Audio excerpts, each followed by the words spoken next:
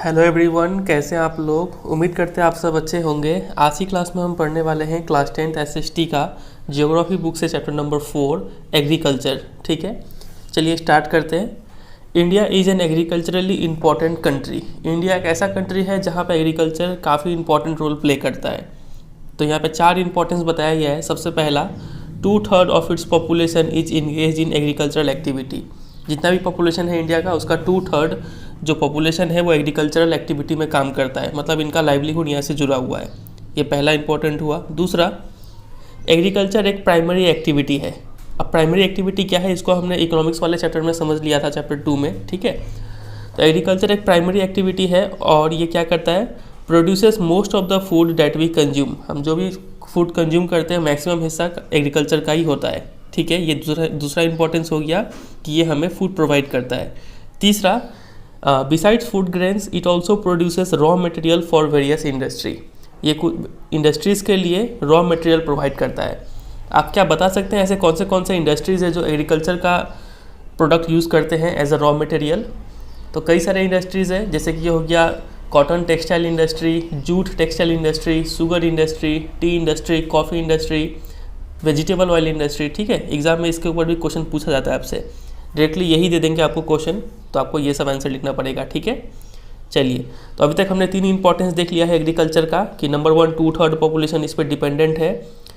Number 2, produces most of the food that we consume. Number 3, provides raw material for various industry. अब आते हैं number 4 पे। कुछ agriculture products ऐसे भी होते हैं जिसको हम एक्सपोर्ट करते हैं, मतलब दूसरे कंट्री में बेचते हैं, इससे हमारा काफ़ी अर्निंग होता है। जैसे कि टी हो गया, कॉफ़ी हो गया, स्पाइसेस हो गया, ये सब हम एक्सपोर्ट करते हैं। ठीक है, तो ये 4 इंपॉर्टेंस आप याद रखिएगा एग्रीकल्चर का। इसके ऊपर एग्जाम में क्वेश्चन बनेगा कि write 4 points to stress the importance of agriculture in India, या फिर इसी को अलग लैंग्वेज में पूछ लेंगे कि agriculture has been the backbone of the Indian economy, explain the statement by giving reasons. तो आपको ये 4 रीजंस देना पड़ेगा। ठीक है, चलिए आगे मूव करते हैं। Types of farming. तो depending on characteristics of physical environment, किसी भी जगह का इन्वायरमेंट कैसा है, ठीक है, मतलब फिजिकल इन्वायरमेंट, ज़मीन का स्लोप कैसा हो गया, टेम्परेचर, रेनफॉल, ये सब कैसा है। ठीक है, उसके बाद टेक्नोलॉजिकल नो हाउ, किसी भी जगह में टेक्नोलॉजी कितना डेवलप्ड है। और तीसरा, सोशो कल्चरल प्रैक्टिस, समाज में कल्चर कैसा है, सोसाइटी का सोच कैसा है। इन सब चीज़ों पर डिपेंड होके बहुत सारे टाइप्स के फार्मिंग होते हैं। Farming varies from subsistence to commercial type. तो यहाँ पे 2 टाइप का फार्मिंग बताया गया है, एक होता है सब्सिस्टेंस फार्मिंग और दूसरा होता है कमर्शियल फार्मिंग। सब्सिस्टेंस फार्मिंग का जो प्रोडक्ट होता है उसको सेल्फ कंजम्पशन के लिए यूज़ किया जाता है, और कमर्शियल फार्मिंग का जो प्रोडक्ट होता है उसको यूज़ किया जाता है फॉर मार्केट। ठीक है, मार्केट में बेच के प्रॉफिट कमाने के लिए यूज़ किया जाता है। तो यहाँ पे हमें 3 टाइप ऑफ फार्मिंग पढ़ना है। अभी तो हमने 2 देखा, सब्सिस्टेंस और कमर्शियल। अब सब्सिस्टेंस भी 2 टाइप का होता है, एक होता है प्रिमिटिव सब्सिस्टेंस फार्मिंग जो हमारा अगला टॉपिक है, उसके बाद दूसरा होता है इंटेंसिव सब्सिस्टेंस फार्मिंग। ठीक है, ये 2 टाइप का सब्सिस्टेंस फार्मिंग हो गया, और तीसरा हमें पढ़ना है कमर्शियल फार्मिंग। ठीक है, चलिए एक एक करके सबको पढ़ते हैं। आप सिर्फ इतना याद रखिएगा कि जो सब्सिस्टेंस फार्मिंग है, यहाँ पे जो प्रोड्यूस होता है उसको सेल्फ कंजम्पशन के लिए यूज़ कर लेते हैं, लेकिन कमर्शियल फार्मिंग में जो प्रोड्यूस होता है उसको सेल करने के लिए यूज़ करते हैं। ठीक है, चलिए स्टार्ट करते हैं। Primitive subsistence farming. Primitive subsistence agriculture is practised on small patches of land. ये हो गया इसका पहला फीचर, ये छोटे ज़मीन पर प्रैक्टिस किया जाता है। और यहाँ पे प्रिमिटिव टूल्स, पुराने ज़माने के जो बेसिक औजार है उसको यूज़ किया जाता है, जैसे कि हो गया, दाव, डिगिंग स्टिक्स, फैमिली या फिर कम्युनिटी लेबर, यही लोग मिल के काम कर लेते हैं। यहाँ पे काफ़ी बेसिक एग्रीकल्चर है ये। ठीक है, फिर this type of farming depends upon monsoon, बारिश पे डिपेंडेंट होता है, कोई इरिगेशन फैसिलिटी नहीं होता है यहाँ पे। Natural fertility of soil, soil का जो नेचुरल फर्टिलिटी है उसी को यूज़ किया जाता है, अलग से फर्टिलाइज़र, पेस्टिसाइड्स ये सब यूज़ नहीं किया जाता है। And suitability of other environmental condition to the crops grown, और इन्वायरमेंटल कंडीशन भी देखा जाता है कि इस इन्वायरमेंट में कौन सा क्रॉप ग्रो करेगा, वही देख के वो क्रॉप ग्रो किया जाता है। तो ये सब फैक्टर्स पे डिपेंडेंट होता है इस टाइप का एग्रीकल्चर। अभी तक हमने इसका 3 फीचर याद किया। Number 1, practice on small patches of land. Number 2, primitive tools का यूज़ किया जाता है। एग्जाम में पूछेंगे कि कौन सा प्रिमिटिव टूल्स यूज़ किया जाता है। और नंबर 3 हो जाएगा कि ये किन किन फैक्टर्स पर डिपेंडेंट है। चलिए, ये प्रिमिटिव सब्सिस्टेंस फार्मिंग को एक और नाम से जानते हैं जिसको बोलते हैं स्लैश एंड बर्न एग्रीकल्चर। आपने छोटे क्लास में भी पढ़ा होगा। इसमें क्या होता है कि farmers clear a patch of land, एक ज़मीन को क्लियर करते हैं, ठीक है, जो भी जंगल घास फूस है उसको काटते हैं और फिर उसको वहाँ पर जला देते हैं। जलाने के बाद जो ऐश या फिर राख निकलता है वही वो फर्टिलाइज़र की तरह काम करता है। क्लियर करने के बाद वहाँ पे प्रोड्यूस सीरियल्स, ठीक है, जो सीरियल्स क्रॉप्स होते हैं जैसे कि चावल हो गया, धान हो गया, ये सब ग्रो करते हैं। And other food crops to sustain their family, ठीक है, फैमिली नीड्स के लिए ही ग्रो करते हैं क्योंकि ये तो सबसिस्टेंस फार्मिंग है, ठीक है, जो भी प्रोड्यूस होगा उसको खुद ही कंज्यूम कर लेंगे। When the soil fertility decreases, the farmers shift and clear a fresh patch of land for cultivation. अब एक ही ज़मीन पे खेती करते करते उसका फर्टिलिटी क्या होता है, डिक्रीज हो जाता है, उसमें अब ज़्यादा न्यूट्रिएंट्स बचा नहीं है, तो फार्मर क्या करते हैं, इसको छोड़ के और अगले वाले जो लैंड है उसमें मूव कर जाते हैं और इसको ऐसे ही छोड़ देते हैं, ठीक है। और फिर वही अगले लैंड पे फिर से प्रोसेस अपनाते हैं, उसको क्लियर करेंगे और फिर उसी को कल्टिवेट करेंगे। इसका क्या एडवांटेज है, इसका एडवांटेज ये है कि this allows nature to replenish the fertility of the soil through natural processes. अब जब देखिए अभी हम क्या बोले कि एक ज़मीन पे खेती करेंगे, फिर जब इसका फर्टिलिटी डिक्रीज हो जाएगा तो दूसरे ज़मीन पे मूव कर जाएंगे, तो इससे क्या होता है कि नेचर को टाइम मिल जाता है इस ज़मीन का नेचुरल प्रोसेस के तहत इसका वापस फर्टिलिटी रीगेन हो जाता है, ठीक है। तो ये इसका एक एडवांटेज है। लेकिन इसका एक डिसएडवांटेज भी है।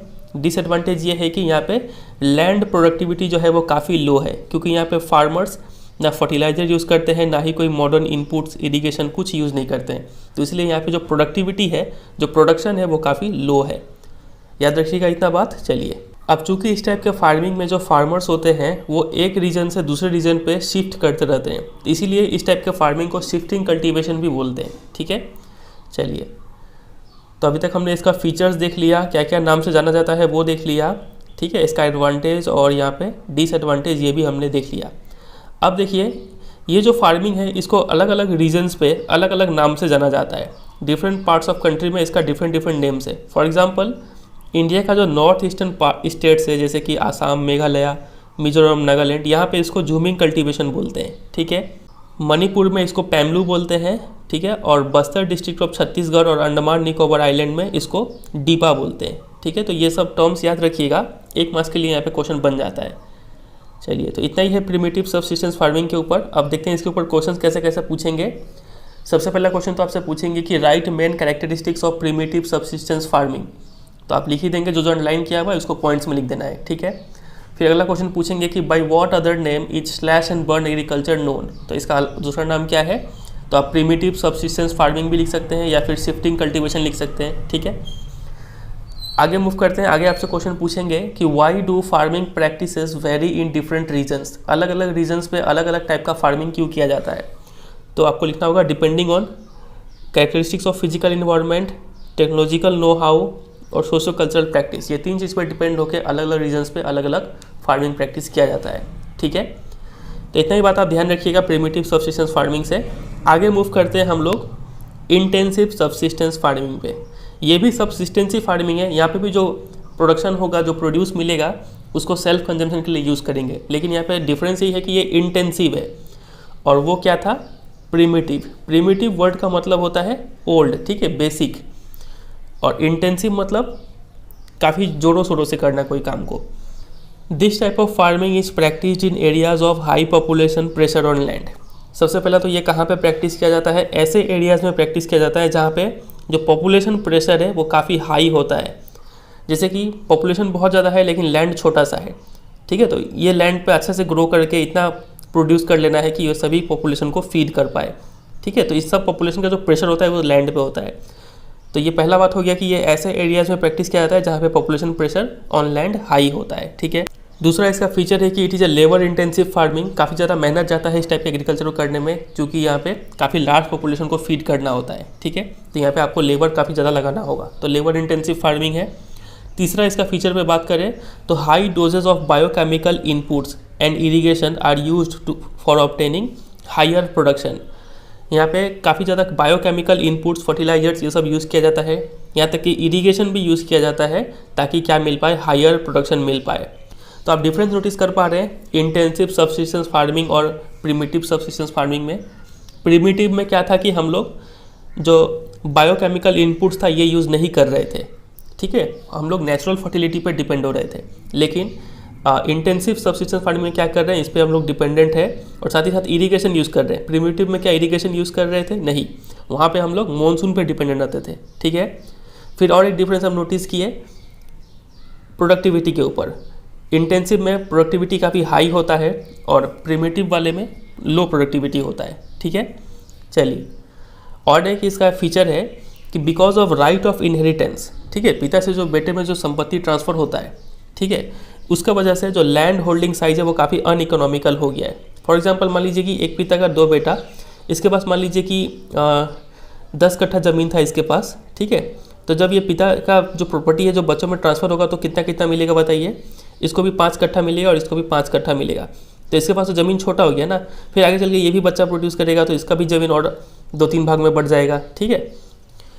तो जैसे आगे वक्त के साथ साथ क्या होगा कि ज़मीन का साइज़ काफ़ी छोटा होता चला जाएगा और छोटा ज़मीन में खेती करना काफ़ी क्या होता है, अनइकोनॉमिकल होता है। समझ रहे बात का गहराई। तो वही यहाँ पे लिखा हुआ है कि because of right of inheritance, ठीक है, इनहेरिटेंस मतलब संपत्ति का ट्रांसफ़र होना, ठीक है। तो लैंड का इतना ज़्यादा डिवीज़न हो चुका है हर एक जनरेशन के बाद कि जो लैंड होल्डिंग साइज है वो काफ़ी अनइकोनॉमिकल हो गया है। ज़मीन इतना छोटा हो गया है कि वहाँ पे खेती करना अब लॉस हो रहा है, समझ रहे।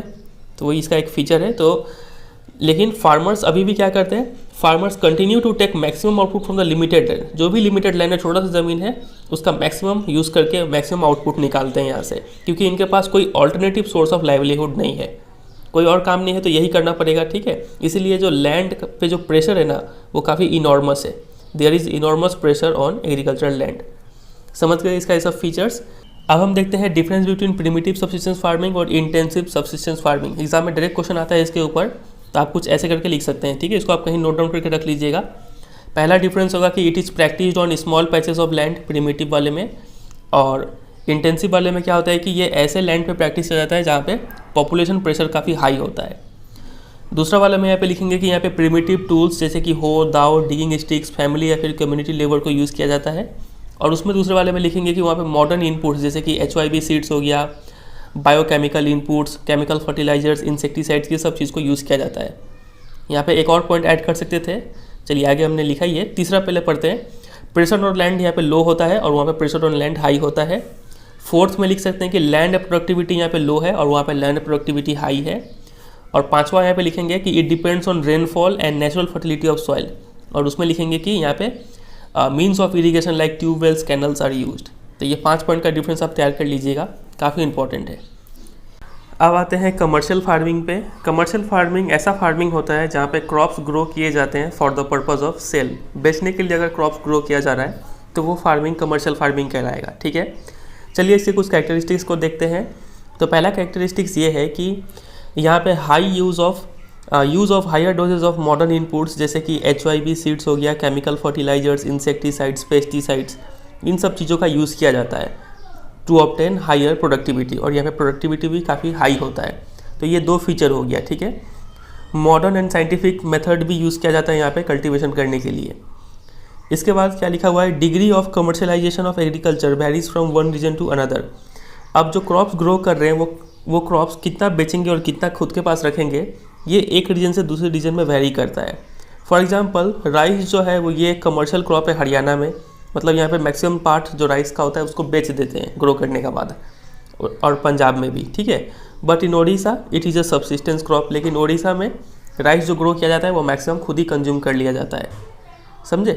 तो अगर आपसे कोई कमर्शियल फार्मिंग और प्रिमिटिव सब्सिस्टेंस फार्मिंग में डिफरेंस पूछे तो आप डिफरेंस क्या बता सकते हैं। आप लिखेंगे कि प्रिमिटिव सब्सिस्टेंस फार्मिंग जो है यहाँ पे जो प्रोड्यूस किया जाता है वो फॉर सेल्फ कंजम्पशन के लिए किया जाता है, लेकिन कमर्शियल फार्मिंग में जो प्रोड्यूस किया जाता है वो for the purpose of sale करने के लिए किया जाता है, ठीक है। दूसरा पॉइंट आप लिखेंगे कि वहाँ पे प्रिमिटिव टूल्स यूज़ किया जाता है जैसे कि हो गया, दाव हो गया, स्टिक्स हो गया, डिगिंग स्टिक्स, वो सब यूज़ किया जाता है। लेकिन कमर्शियल फार्मिंग में साइंटिफिक और मॉडर्न इनपुट्स यूज़ किया जाता है जैसे कि HYB सीड्स, केमिकल फर्टिलाइजर्स, ये सब, ठीक है। फिर तीसरा पॉइंट में आप लिख सकते हैं कि वहाँ पे सॉइल का नेचुरल फर्टिलिटी और मानसून पे वो लोग डिपेंडेंट रहते हैं, और कमर्शियल फार्मिंग में ये लोग HYB seeds, chemical fertilisers, insecticide, pesticide पे डिपेंडेंट रहते हैं, ठीक है। फिर आप लिख सकते हैं कि जो प्रिमिटिव सब्सिस्टेंस फार्मिंग है वहाँ पे स्मॉल पैचेस ऑफ लैंड पे कल्टीवेशन किया जाता है, लेकिन कमर्शियल फार्मिंग में लैंड का जो साइज होता है वो थोड़ा बड़ा होता है। तो ऐसा सोच के आप कुछ पॉइंट्स बना के लिख सकते हैं, ठीक है। चलिए और ये जो लाइन है जो ग्रीन से अंडरलाइन किया हुआ है ये बहुत इंपॉर्टेंट है। इसके ऊपर एग्जाम में डायरेक्ट क्वेश्चन बन जाएगा कि give an example of a crop which is commercial in one region and provide subsistence in another. तो आपको क्या लिखना होगा, राइस लिखना होगा, ये पूरा लाइन लिखना है। Rice is a commercial crop in Haryana and Punjab but in Odisha it is a subsistence crop. समझे कि नहीं समझे? चलिए, अब कमर्शियल फार्मिंग का ही एक और टाइप है जिसको बोलते हैं प्लांटेशन फार्मिंग। इसको देखते हैं ये क्या होता है। Plantation is also a type of commercial farming. सबसे पहला बात तो ये याद रखिए, ठीक है। मतलब जो भी कमर्शियल फार्मिंग के जो कैरेक्टरिस्टिक्स है वो सब प्लांटेशन के भी कैरेक्टरिस्टिक्स होंगे। यहाँ पे जो भी क्रॉप्स किए जाते हैं वो फॉर द मार्केट के लिए ग्रो किए जाते हैं, ठीक है। साइंटिफिक मेथड्स यूज़ किया जाता है, हाई प्रोडक्टिविटी होता है, ठीक है। ये सब फीचर्स इसका है। इसके साथ साथ प्लांटेशन में और क्या चीज़ अलग है वो देखते हैं। In this type of farming a single crop is grown on a large area. ये हो गया इसका डेफिनेशन। एग्जाम में डेफिनेशन पूछ लेते हैं प्लांटेशन फार्मिंग का। तो ये एक ऐसा फार्मिंग होता है जहाँ पे एक सिंगल क्रॉप, एक ही क्रॉप को ग्रो किया जाता है और काफ़ी बड़े एरिया में, ठीक है। The plantation has an interface of agriculture and industry. Plantation agriculture ऐसा है ना कि ये मतलब एग्रीकल्चर और इंडस्ट्री दोनों को कनेक्ट करवाता है, ठीक है। फिर आगे लिखा हुआ है कि plantations cover large tracts of land using capital intensive input with the help of migrant labourers. Plantation में क्या क्या चीज़ का यूज़ किया जाता है देखिए। सबसे पहला तो लार्ज ट्रैक्ट ऑफ लैंड होता है, कैपिटल इंटेंसिव इनपुट्स होता है, ठीक है।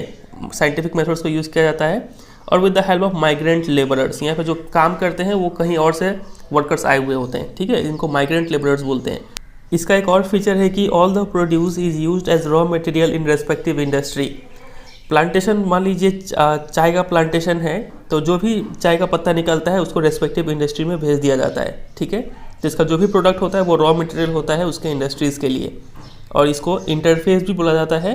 एज अ इंटरफेस ये काम करता है बिटवीन एग्रीकल्चर एंड इंडस्ट्री, ठीक है। चलिए, तो एग्जाम्पल अब पढ़ लेते हैं। In India tea, coffee, rubber, sugar cane, banana etcetera important plantation crops है, ये वेरी इंपॉर्टेंट। फिर tea in Assam and north Bengal, फिर कॉफ़ी इन कर्नाटका, ये सब कुछ इंपॉर्टेंट प्लांटेशन क्रॉप्स हो गए इन सब स्टेट्स के। बहुत इंपॉर्टेंट है, याद रखिएगा। आसाम और नॉर्थ बंगाल का चाय बहुत फेमस है और कर्नाटका का कॉफ़ी बहुत फेमस है। आगे देखते हैं। चूँकि यहाँ पे जो प्रोडक्शन किया जाता है वो मेनली फॉर द मार्केट के लिए किया जाता है, सेल करने के लिए ग्रो किया जाता है, तो इसीलिए इसको क्या चाहिए होता है, a well developed network of transport and communication connecting the plantation areas, processing industries and the market plays an important role in the development of plantation. काफ़ी अच्छा ट्रांसपोर्ट फैसिलिटी हो, कम्युनिकेशन फैसिलिटी हो, ताकि जो प्लांटेशन एरिया है और जो industries है और जो मार्केट है ये तीनों आपस में कनेक्टेड रहे, ठीक है। ये इंपॉर्टेंट रोल प्ले करता है प्लांटेशन का डेवलपमेंट में। तो ये सब कुछ फीचर्स है प्लांटेशन एग्रीकल्चर का, इसको आप याद रखिएगा। क्वेश्चन तो हर लाइन से ही बन सकता है, तो ज़्यादा क्वेश्चन नहीं लिखवाते, जितना अंडरलाइन किया हुआ आप इसको प्रिपेयर करते चलिए। तो ये हो गया, हमने टाइप्स ऑफ फार्मिंग देख लिया। अगला टॉपिक है क्रॉपिंग पैटर्न। इसमें हमें 3 क्रॉपिंग सीजन्स के बारे में पढ़ना है। एक है रबी, दूसरा है खरीफ और तीसरा है ज़ैद, ठीक है। आगे ऊपर में यही सब लिखा हुआ है कि इंडिया में काफ़ी ज़्यादा फिजिकल डाइवर्सिटी है, ठीक है, और इस वजह से different variety of crops grow किए जाते हैं। तो मेन हमें इस टॉपिक में यही पढ़ना है कि 3 क्रॉपिंग सीजन है, रबी, खरीफ, ज़ैद। अब तीनों को डिटेल में देखते हैं। रबी क्रॉप्स वो क्रॉप्स होते हैं जिनको विंटर में सोन किया जाता है, विंटर में बोया जाता है, फ्रॉम अक्टूबर टू दिसंबर। ये सब मंथ आपको याद करना है, वेरी इंपॉर्टेंट है, ठीक है। तो अक्टूबर से दिसंबर तक हम लोग इसको बोते हैं and harvest in summer from April to June. और इसका जो कटाई होता है वो समर में होता है, गर्मी के टाइम में, अप्रैल से जून के महीने तक। ये 2 बात आप याद रखिएगा इसके बारे में, ठीक है, कि सब कब सोइंग होता है और कब हार्वेस्टिंग होता है। कौन से इंपॉर्टेंट रबी क्रॉप्स है, तो वो हो गए wheat, barley, peas, gram and mustard. Very very very important. आगे चल के हम आपसे पूछेंगे, अभी हम लोग सबको पढ़ेंगे, ठीक है, वीट के बारे में पढ़ेंगे, मस्टर्ड के बारे में पढ़ेंगे, तब हम आपसे पूछेंगे कि ये कौन से क्रॉप है, तो आप याद रखिएगा ये सब रबी क्रॉप है, ठीक है। फिर ये कहाँ मेनली ग्रो किए जाते हैं, तो सारा स्टेट का नाम नहीं याद रखना है, आप सिर्फ याद कर लीजिए कि जो कंट्री का नॉर्थ और नॉर्थ वेस्टर्न पार्ट है ना, यहाँ पे ग्रो किया जाता है। अब ये नॉर्थ और नॉर्थ वेस्टर्न पार्ट कौन से आते हैं, अगर हम मैप में देखें तो नॉर्दर्न पार्ट तो आपको इजीली समझ में आता होगा कि ये होता है नॉर्दर्न पार्ट, और नॉर्थ वेस्टर्न पार्ट ये वाला हिस्सा जो हो गया, यहाँ पे मेनली रबी क्रॉप्स ग्रो किया जाता है, ठीक है। उसी तरीके से कोई नॉर्थ और नॉर्थ ईस्टर्न पार्ट अगर बोल रहा है तो ये हिस्सा तो हो ही गया नॉर्थ वाला, और नॉर्थ ईस्टर्न हिस्सा ये सब, ठीक है। यहाँ पे नॉर्थ और नॉर्थ ईस्टर्न बोलेंगे। चलिए, तो रबी क्रॉप्स मेनली नॉर्थ और नॉर्थ वेस्टर्न में ग्रो किया जाता है। इसमें जम्मू कश्मीर, पंजाब, हरियाणा, हिमाचल प्रदेश, उत्तराखंड ये सब आते हैं, उत्तर प्रदेश भी आता है। यहाँ पे एक इम्पॉर्टेंट फैक्टर है बारिश, ठीक है। तो अवेलेबिलिटी ऑफ प्रेसिपिटेशन, प्रेसिपिटेशन मतलब बारिश ही होता है, ठीक है, during winter month due to western temperate cyclones help in the success of this crop. ये क्रॉप मेनली इसलिए ग्रो कर जाते हैं क्योंकि वेस्टर्न टेम्परेट साइक्लोन्स का वजह से कुछ बारिश हो जाता है विंटर के महीनों में भी, ठीक है। तो ये एक फैक्टर है इसको ग्रो होने के लिए। However the success of the green revolution in Punjab, Haryana, western Uttar Pradesh and parts of Rajasthan has also been an important factor in the growth of the above mentioned rabi crops. तो आपको पता है कि ग्रीन रिवोल्यूशन यही सब रीजन में स्टार्ट किया गया था, पंजाब, हरियाणा, ठीक है, वेस्टर्न उत्तर प्रदेश। तो यहाँ पे ग्रीन रिवोल्यूशन काफ़ी सक्सेस हुआ था, और सक्सेस का कारण क्या था कि यहाँ पे इरिगेशन, HYB सीड्स, ठीक है, और इंसेक्टिसाइड, पेस्टिसाइड ये सब यूज़ किया गया था। तो ये सब एक इम्पॉर्टेंट फैक्टर है इन रबी क्रॉप्स को ग्रो करने के लिए भी, ठीक है। यही वो रीज़न है कि क्यों हम लोग ये बाकी सब रबी क्रॉप्स भी यहाँ पे हम ग्रो कर पाते हैं। समझे कि नहीं समझे? तो यहाँ से आपको सिर्फ ये याद करना है कि कब सो किया जाता है, कब हार्वेस्ट किया जाता है, कौन से इंपॉर्टेंट क्रॉप्स है और किस फैक्टर का वजह से यहाँ पे इतना अच्छा सारा क्रॉप्स ग्रो करता है, ठीक है। तो because of precipitation, western temperate cyclone का वजह से, ठीक है। अब हम लोग आते हैं खरीफ क्रॉप्स पे, देखते हैं ये कब सो और कब हार्वेस्ट किया जाता है। Kharif crops are grown with the onset of monsoon in different parts of the country. तो जैसे ही बारिश स्टार्ट होता है तो वैसे ही इसको ग्रो मतलब सो कर दिया जाता है ये क्रॉप्स को, ठीक है। और इसको देखिए हार्वेस्ट कब करेंगे, एंड दीज आर हार्वेस्टेड इन सितंबर अक्टूबर में इसको काट लिया जाता है। इंपॉर्टेंट क्रॉप्स हो गए पैडी, ठीक है, जो चावल हो गया, मेज, ज्वार, बाजरा, रागी, तूर, अरहर, ठीक है, moong, urad, cotton, jute, groundnut and soybean, ये सब कुछ इंपॉर्टेंट खरीफ क्रॉप्स हो गए। ये और भी इंपॉर्टेंट है, याद रखिएगा, ठीक है। राइस है, मेज, मकई जो है, ज्वार, बाजरा, रागी जिसको मिलेट बोलते हैं, ये वर्ड को याद रखिएगा। ज्वार, बाजरा, रागी तीनों को मिला के क्या बोलते हैं, मिलेट बोलते हैं। ये तीनों हो गए। और तूर जो दाल हो गया, और मूंग दाल, उड़द दाल, कॉटन, जूट, ठीक है, ये सब क्या है, इंपॉर्टेंट खरीफ क्रॉप्स है। और ये सब कहाँ कहाँ ग्रो किया जाता है, तो ये कंट्री का जो नॉर्थ और नॉर्थ ईस्टर्न पार्ट, ये कहाँ था, नॉर्थ और नॉर्थ वेस्टर्न पार्ट था ना यहाँ पे। लेकिन खरीफ क्रॉप में क्या है, नॉर्थ और नॉर्थ ईस्टर्न पार्ट, जिसमें आता है आसाम, वेस्ट बंगाल, आसाम, फिर उड़ीसा, आंध्र प्रदेश, और साउदर्न पार्ट्स में केरला, तमिलनाडु, महाराष्ट्र, ये सब जो रीजन है यहाँ पे खरीफ क्रॉप्स ग्रो किए जाते हैं, ठीक है। फिर in states like Assam, West Bengal and Odisha 3 crops of paddy are grown in a year. These are aus, aman and बोरो। ये 3 स्टेट ऐसे हैं, आसाम हो गया, वेस्ट बंगाल हो गया और ओडिशा हो गया। ये 3 स्टेट ऐसे हैं जहाँ पे जो चावल है उसके 3 क्रॉप्स ग्रो किए जाते हैं। इन तीनों का नाम है ओस, अमन, बोरो। तीनों का नाम याद रखिएगा, बहुत इंपॉर्टेंट। इसके ऊपर एग्जाम में क्वेश्चन बन जाएगा कि name 3 states which raise 3 paddy crops in a year, name these crops. State का नाम भी बताइए, क्रॉप का नाम भी बताइए। तो आसाम, वेस्ट बंगाल, ओडिशा, और क्रॉप्स का नाम हो जाएगा ओस, अमन, बोरो, ठीक है। तो इतना ही बात आपको खरीफ के रिगार्डिंग याद रखना है। अब आ जाते हैं जैद सीज़न पे। तो खरीफ और रबी सीज़न के बीच में एक शॉर्ट सीज़न आता है समर के टाइम में, जिसको जैद सीज़न बोलते हैं। तो इतना ही बात आपको याद रखना है कि जैद सीज़न जो है वो रबी और खरीफ के बीच में आता है ड्यूरिंग द समर, ठीक है। और इम्पॉर्टेंट जैद क्रॉप्स कौन से हो गए, ये रहा, watermelon, musk melon, cucumber, vegetables, fodder crops. आपको पता होगा कि अप्रैल के टाइम में जो तरबूजा है वो काफ़ी बिकता है मार्केट में, तो ये एक जैद क्रॉप है, ठीक है। तरबूजा हो गया और कोमरा हो गया, पता नहीं कोमरा समझते हैं कि नहीं आप लोग, मस्क मेलन, ठीक है। और फिर हो गया ये सब कुकुम्बर, वेजिटेबल्स, ठीक है, ये सब आए जैद क्रॉप्स। फिर और एक और क्रॉप है जिसको बोलते हैं sugar cane. Sugar cane takes almost a year to grow. Sugar cane एक खरीफ क्रॉप है और ये 1 साल लग जाता है इसको ग्रो करने में, ठीक है। तो इतना ही चीज़ आपको यहाँ से जो अंडरलाइन किया है इतना प्रिपेयर कर लीजिएगा तो काफ़ी होगा, ठीक है।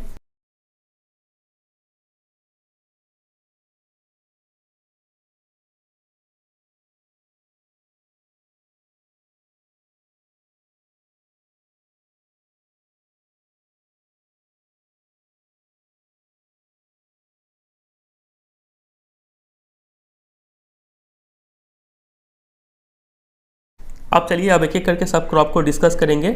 मेजर क्रॉप्स, तो कई सारे क्रॉप्स इंडिया में ग्रो किए जाते हैं। कुछ तो फूड क्रॉप्स होते हैं जो खाने वाले क्रॉप्स, और कुछ होते हैं नॉन फूड क्रॉप्स जैसे कि कॉटन, जूट हो गया, ठीक है। अब फूड क्रॉप्स में कौन कौन से आते हैं देखिए, राइस, व्हीट, मिलेट्स। मिलेट याद है ना, अभी आपको बताए थे, ज्वार, बाजरा, रागी, ये तीनों को मिला के मिलेट बोलते हैं, ठीक है। फिर पल्सेस हो गया, टी हो गया, कॉफ़ी हो गया, शुगर केन हो गया, ऑयल सीड्स, ठीक है, ऐसे बीज जहाँ से तेल निकलता है, ये सब आ जाते हैं फूड क्रॉप में। और नॉन फूड क्रॉप में आपके ये आते हैं कॉटन, जूट, और भी होता है लेकिन हमें सिर्फ कॉटन जूट पढ़ना है, ठीक है। स्टार्ट करते हैं राइस से। राइस एक स्टेपल फूड क्रॉप है। स्टेपल वर्ड का मतलब होता है मेन, ठीक है। आपका जो थाली है उसमें जो मेन आइटम है वो राइस होगा, थोड़ा सा सब्जी होगा, थोड़ा सा दाल होगा, ठीक है। इसको स्टेपल फूड बोलते हैं। अब आप सोच रहे होंगे कि हम लोग रोटी भी तो खाते हैं, तो रोटी जो व्हीट है वो भी एक स्टेपल फूड क्रॉप है, ठीक है। तो दो स्टेपल फूड क्रॉप का नाम याद रखिएगा, राइस एंड व्हीट, ठीक है। चलिए, तो it is the staple food crop of a majority of people in India. Majority लोग इसी को स्टेपल फूड मानते हैं। Our country is the second largest producer of rice in the world after China. ये जो लाइन है, ये line आपको बहुत बार देखने को मिलेगा इस चैप्टर में, ठीक है, कि इंडिया सेकेंड लार्जेस्ट प्रोड्यूसर है और चाइना फर्स्ट मतलब लार्जेस्ट प्रोड्यूसर है, ठीक है। इस बात को याद रखिएगा राइस का। और राइस पता ही है कौन सा क्रॉप है, ये राइस खरीफ क्रॉप। अभी हमने यहाँ पे देखा था, पैडी को ही राइस बोलते हैं, ठीक है, मतलब जिस पे पुआल होता है, rice with the husk on, इसको पैडी बोलते हैं। तो पैडी जो है वो खरीफ क्रॉप है, मतलब राइस यहाँ पे खरीफ क्रॉप है। और इसको ग्रो करने के लिए क्या क्या चीज़ चाहिए? नंबर 1 हाई टेम्परेचर चाहिए। खरीफ क्रॉप यहाँ पे कंडीशन ही था कि इसको कब ग्रो किया जाता है, बारिश के टाइम पे ग्रो किया जाता है, ठीक है। तो इसको टेम्परेचर भी ज़्यादा चाहिए, requires high temperature above 25 degree centigrade, याद रखना है आपको, ठीक है। दूसरा, इसको हाई ह्यूमिडिटी चाहिए with annual rainfall above 100 centimetre. तो इसको बारिश भी काफ़ी ज़्यादा चाहिए, ठीक है, अबव 100 सेंटीमीटर रेनफॉल चाहिए इसको। In the areas of less rainfall यहाँ पे क्या करेंगे, इरिगेशन कर देंगे तो राइस ग्रो कर पाएंगे, जहाँ पे बारिश कम होता है, ठीक है। तो इसके ऊपर एग्जाम में क्वेश्चन पूछ सकते हैं कि mention the geographical condition required for the growth of rice. तो इसका आंसर आपको पॉइंट्स में देना है, ठीक है। सबसे पहला पॉइंट में हम लिखेंगे कि it requires high temperature above 25 degree centigrade. दूसरा पॉइंट में लिखेंगे कि it requires high humidity with annual rainfall above 100 centimetre. और तीसरा पॉइंट में लिखेंगे कि in areas of less rainfall it grows with the help of irrigation, ठीक है। 3 पॉइंट बना देंगे और हो जाएगा काम। और ये एक स्टेपल फूड क्रॉप है, ये भी याद रखिएगा। और कुछ है राइस के बारे में, हाँ, राइस कहाँ कहाँ ग्रो किया जाता है वो हमें देखना है। इस मैप पे आएंगे, पहले पढ़ लेते हैं। तो rice is grown in the plains of north and north eastern India. ये फ्रेज़ आपको अब याद हो चुका होगा, north and north eastern India, map में अभी बताए थे, ठीक है। और coastal areas and the deltaic regions, जो इंडिया का कोस्टल एरिया है। कोस्टल एरिया किसको बोलते हैं? समुद्र किनारे वाला एरिया है। ये सब एरिया हो गया कोस्टल एरिया, ये सब हो गया कोस्टल एरिया, ठीक है। डेल्टाइक रीजन, यहाँ पे जो डेल्टा वाला रीजन है वो भी हो गया। तो यहाँ पे राइस ग्रो किया जाता है। फिर जैसे जैसे इरिगेशन का फैसिलिटी अवेलेबल होते चला गया, वैसे वैसे कनाल बनते गए, ट्यूबवेल्स बनते गए। तो अब जो लोग हैं वो वैसे एरियाज़ में भी जहाँ पे लेस रेनफॉल होता है वहाँ पे भी राइस ग्रो कर पाते हैं। एग्जांपल हो गया Punjab, Haryana, western Uttar Pradesh, part of Rajasthan, ठीक है, यहाँ पे भी राइस ग्रो हो जाता है। तो मैप में अगर देखें तो ये जो डार्क ग्रीन है ना, ये मेजर एरिया रिप्रेजेंट कर रहा है। तो इसको आपको सिर्फ याद करना है। आपके सिलेबस में लिखा हुआ है आइडेंटिफिकेशन ओनली, तो राइस का जो मेजर एरियाज़ है वो आपको याद करके जाना है। मतलब एग्ज़ाम में आपको एक ऐसा पॉलिटिकल मैप देंगे और इसमें कुछ कहीं से कोई एक स्टेट को पूरा ब्लैक कर दिया होगा, सेट कर दिया गया होगा, और आपको 4-5 क्वेश्चन देंगे। किसी एक में लिखा होगा कि मान लीजिए क्वेश्चन नंबर डी में लिखा हुआ है मेजर राइस प्रोड्यूसिंग स्टेट। तो आपको मैप में ये जो सेट क्या होगा, इसको यहाँ पे एरो दे के लिख देना है डी, ठीक है, मेजर राइस प्रोड्यूसिंग स्टेट। समझ रहे, ऐसे आइडेंटिफाई करेंगे। एग्जाम में आपको ऐसा मार्क करने के लिए नहीं बोलेंगे, ठीक है, पहले से मार्क किया होगा, आपको आइडेंटिफाई करना है सिर्फ। चलिए, और वो भी सिर्फ मेजर एरिया, ठीक है, माइनर एरिया नहीं आएगा एग्जाम में। तो ये आप तैयार कर लीजिएगा। अब आगे हम लोग मूव करते हैं व्हीट पे। तो व्हीट भी क्या है, अभी हमको बताए थे, ये भी एक मेन फूड क्रॉप है और ये भी एक स्टेपल फूड क्रॉप है, ठीक है, मतलब थाली में मेन आइटम होता है ये। फिर कहाँ पे ग्रो किया जाता है? तो ये फ्रेज फिर से आ गया north and north western part, क्योंकि व्हीट कौन सा क्रॉप है बताइए, अभी आपको याद करवाए थे, रबी क्रॉप, ठीक है। इसको ग्रो करने के लिए क्या क्या चीज़ चाहिए देखिए। Rabi crop requires a cool growing season, इसीलिए इसको रबी क्रॉप माना जाता है। मतलब इस रबी क्रॉप का कब था? सोइंग सीजन, विंटर्स के टाइम में इसको सो करते हैं ना, इसीलिए इसको ग्रो करने के लिए क्या चाहिए? कूल सीजन चाहिए। और देखिए, and a bright sunshine at the time of ripening, और जब ये पक रहा हो तो उसको तब ब्राइट सनशाइन चाहिए। और हार्वेस्ट तो इसको पता है समर के टाइम पे किया जाता है रबी क्रॉप्स को, ठीक है। ये हो गया पहला कंडीशन क्या था देखिए, रिक्वायर्स कूल ग्रोइंग सीजन। दूसरा होगा requires bright sunshine at the time of ripening. तीसरा कंडीशन होगा रेनफॉल का, it requires 50 to 75 centimetre of annual rainfall. बताइए राइस को कितना चाहिए होता था, अबव 100 सेंटीमीटर, लेकिन इसको चाहिए 50 से 75, थोड़ा कम पानी चाहिए इसको। और ये जो रेनफॉल है वो इवनली डिस्ट्रीब्यूटेड होना चाहिए ओवर द ग्रोइंग सीजन, ठीक है। जब तक ये फसल ग्रो कर रहा है तब तक वो बारिश होता रहना चाहिए, ठीक है। ये नहीं कि एक ही बार आपने सारा पानी दे दिया, वैसे काम नहीं चलेगा, वो इवनली डिस्ट्रीब्यूटेड होना चाहिए, ठीक है। लगातार इंटरवल पे बारिश होता रहे, ऐसा चाहिए इसको। फिर और देखते हैं और क्या लिखा हुआ है, कहाँ पे ये ग्रो किया जाता है, तो गंगा सतलज प्लेन है नॉर्थ वेस्ट में, और black soil region of the Deccan, यहाँ पे ग्रो किया जाता है। तो वीट का भी मैप था यहाँ पे, हाँ ये रहा, जो गंगा सतलज रीजन है ये वाला रीजन, ठीक है, और जो ब्लैक सॉइल वाला रीजन है ये वाला रीजन, यहाँ पे भी ग्रो किया जाता है, डेक्कन प्लेटू वाला, ठीक है। फिर और जो मेजर वीट प्रोड्यूसिंग स्टेट्स है वो हो गए पंजाब, हरियाणा, उत्तर प्रदेश, मध्य प्रदेश, बिहार और राजस्थान, ठीक है। तो ये सब हो गए मेजर वीट प्रोड्यूसिंग स्टेट्स। इसका भी मैप में आइडेंटिफिकेशन के लिए बोल सकते हैं, तो आप ये याद रखिएगा, ठीक है। आप एक काम कीजिएगा, जो भी इंडिया का पॉलिटिकल मैप है, इसको पॉलिटिकल मैप बोलेंगे क्योंकि यहाँ पे स्टेट का जो बाउंड्रीज है वो मार्क किया हुआ है। तो ये सब स्टेट का नाम याद कर लीजिएगा। फॉर एग्जांपल मान लीजिए ये कौन सा है, केरला है, यहाँ पे ये कौन सा हो गया, तमिलनाडु हो गया, ठीक है, ये महाराष्ट्र हो गया, ये गुजरात हो गया, ये राजस्थान हो गया, ठीक है, इधर वेस्ट बंगाल हो गया, इधर झारखंड, बिहार, उत्तर प्रदेश, मध्य प्रदेश, ये सब का नाम आप याद रखिएगा, ठीक है, बाउंड्री के साथ में। एग्ज़ाम में ऐसे स्टेट को सेट कर देंगे और बोलेंगे आइडेंटिफाई करो। चलिए, तो ये हो गया मेजर वीट प्रोड्यूसिंग स्टेट। तो वीट के बारे में इतना ही बात आपको याद रखना है। एग्जाम में कुछ क्वेश्चन ऐसे बनेंगे, देखिए आपसे बोलेंगे कि name the 2 most important staple food crops in India. तो आपको बताना है 2 इंपॉर्टेंट स्टेपल फूड क्रॉप, तो आप क्या लिखेंगे, राइस एंड वीट, ठीक है। फिर उसके बाद पूछा जाएगा कि mention the geographical condition required for their growth. दोनों का ज्योग्राफिकल कंडीशन बताइए, क्या क्या चीज़ चाहिए। तो राइस का भी हमने देख लिया, वीट का भी हमने देख लिया, ठीक है। वीट का क्या क्या चाहिए, cool growing season, bright sunshine at the time of ripening, 50 to 75 centimetre of annual rainfall, और वो भी इवनली डिस्ट्रीब्यूटेड होना चाहिए ओवर द ग्रोइंग सीजन, ठीक है। ये 3 कंडीशन आप याद रखेंगे। कहाँ पे ग्रो किया जाता है वो भी याद रखेंगे। चलिए, राइस और वीट हमने पढ़ लिया। अब आते हैं मिलेट्स। याद है ना मिलेट्स किसको किसको बोलते हैं, ज्वार, बाजरा, रागी, ये तीनों को मिला के मिलेट्स बोलते हैं।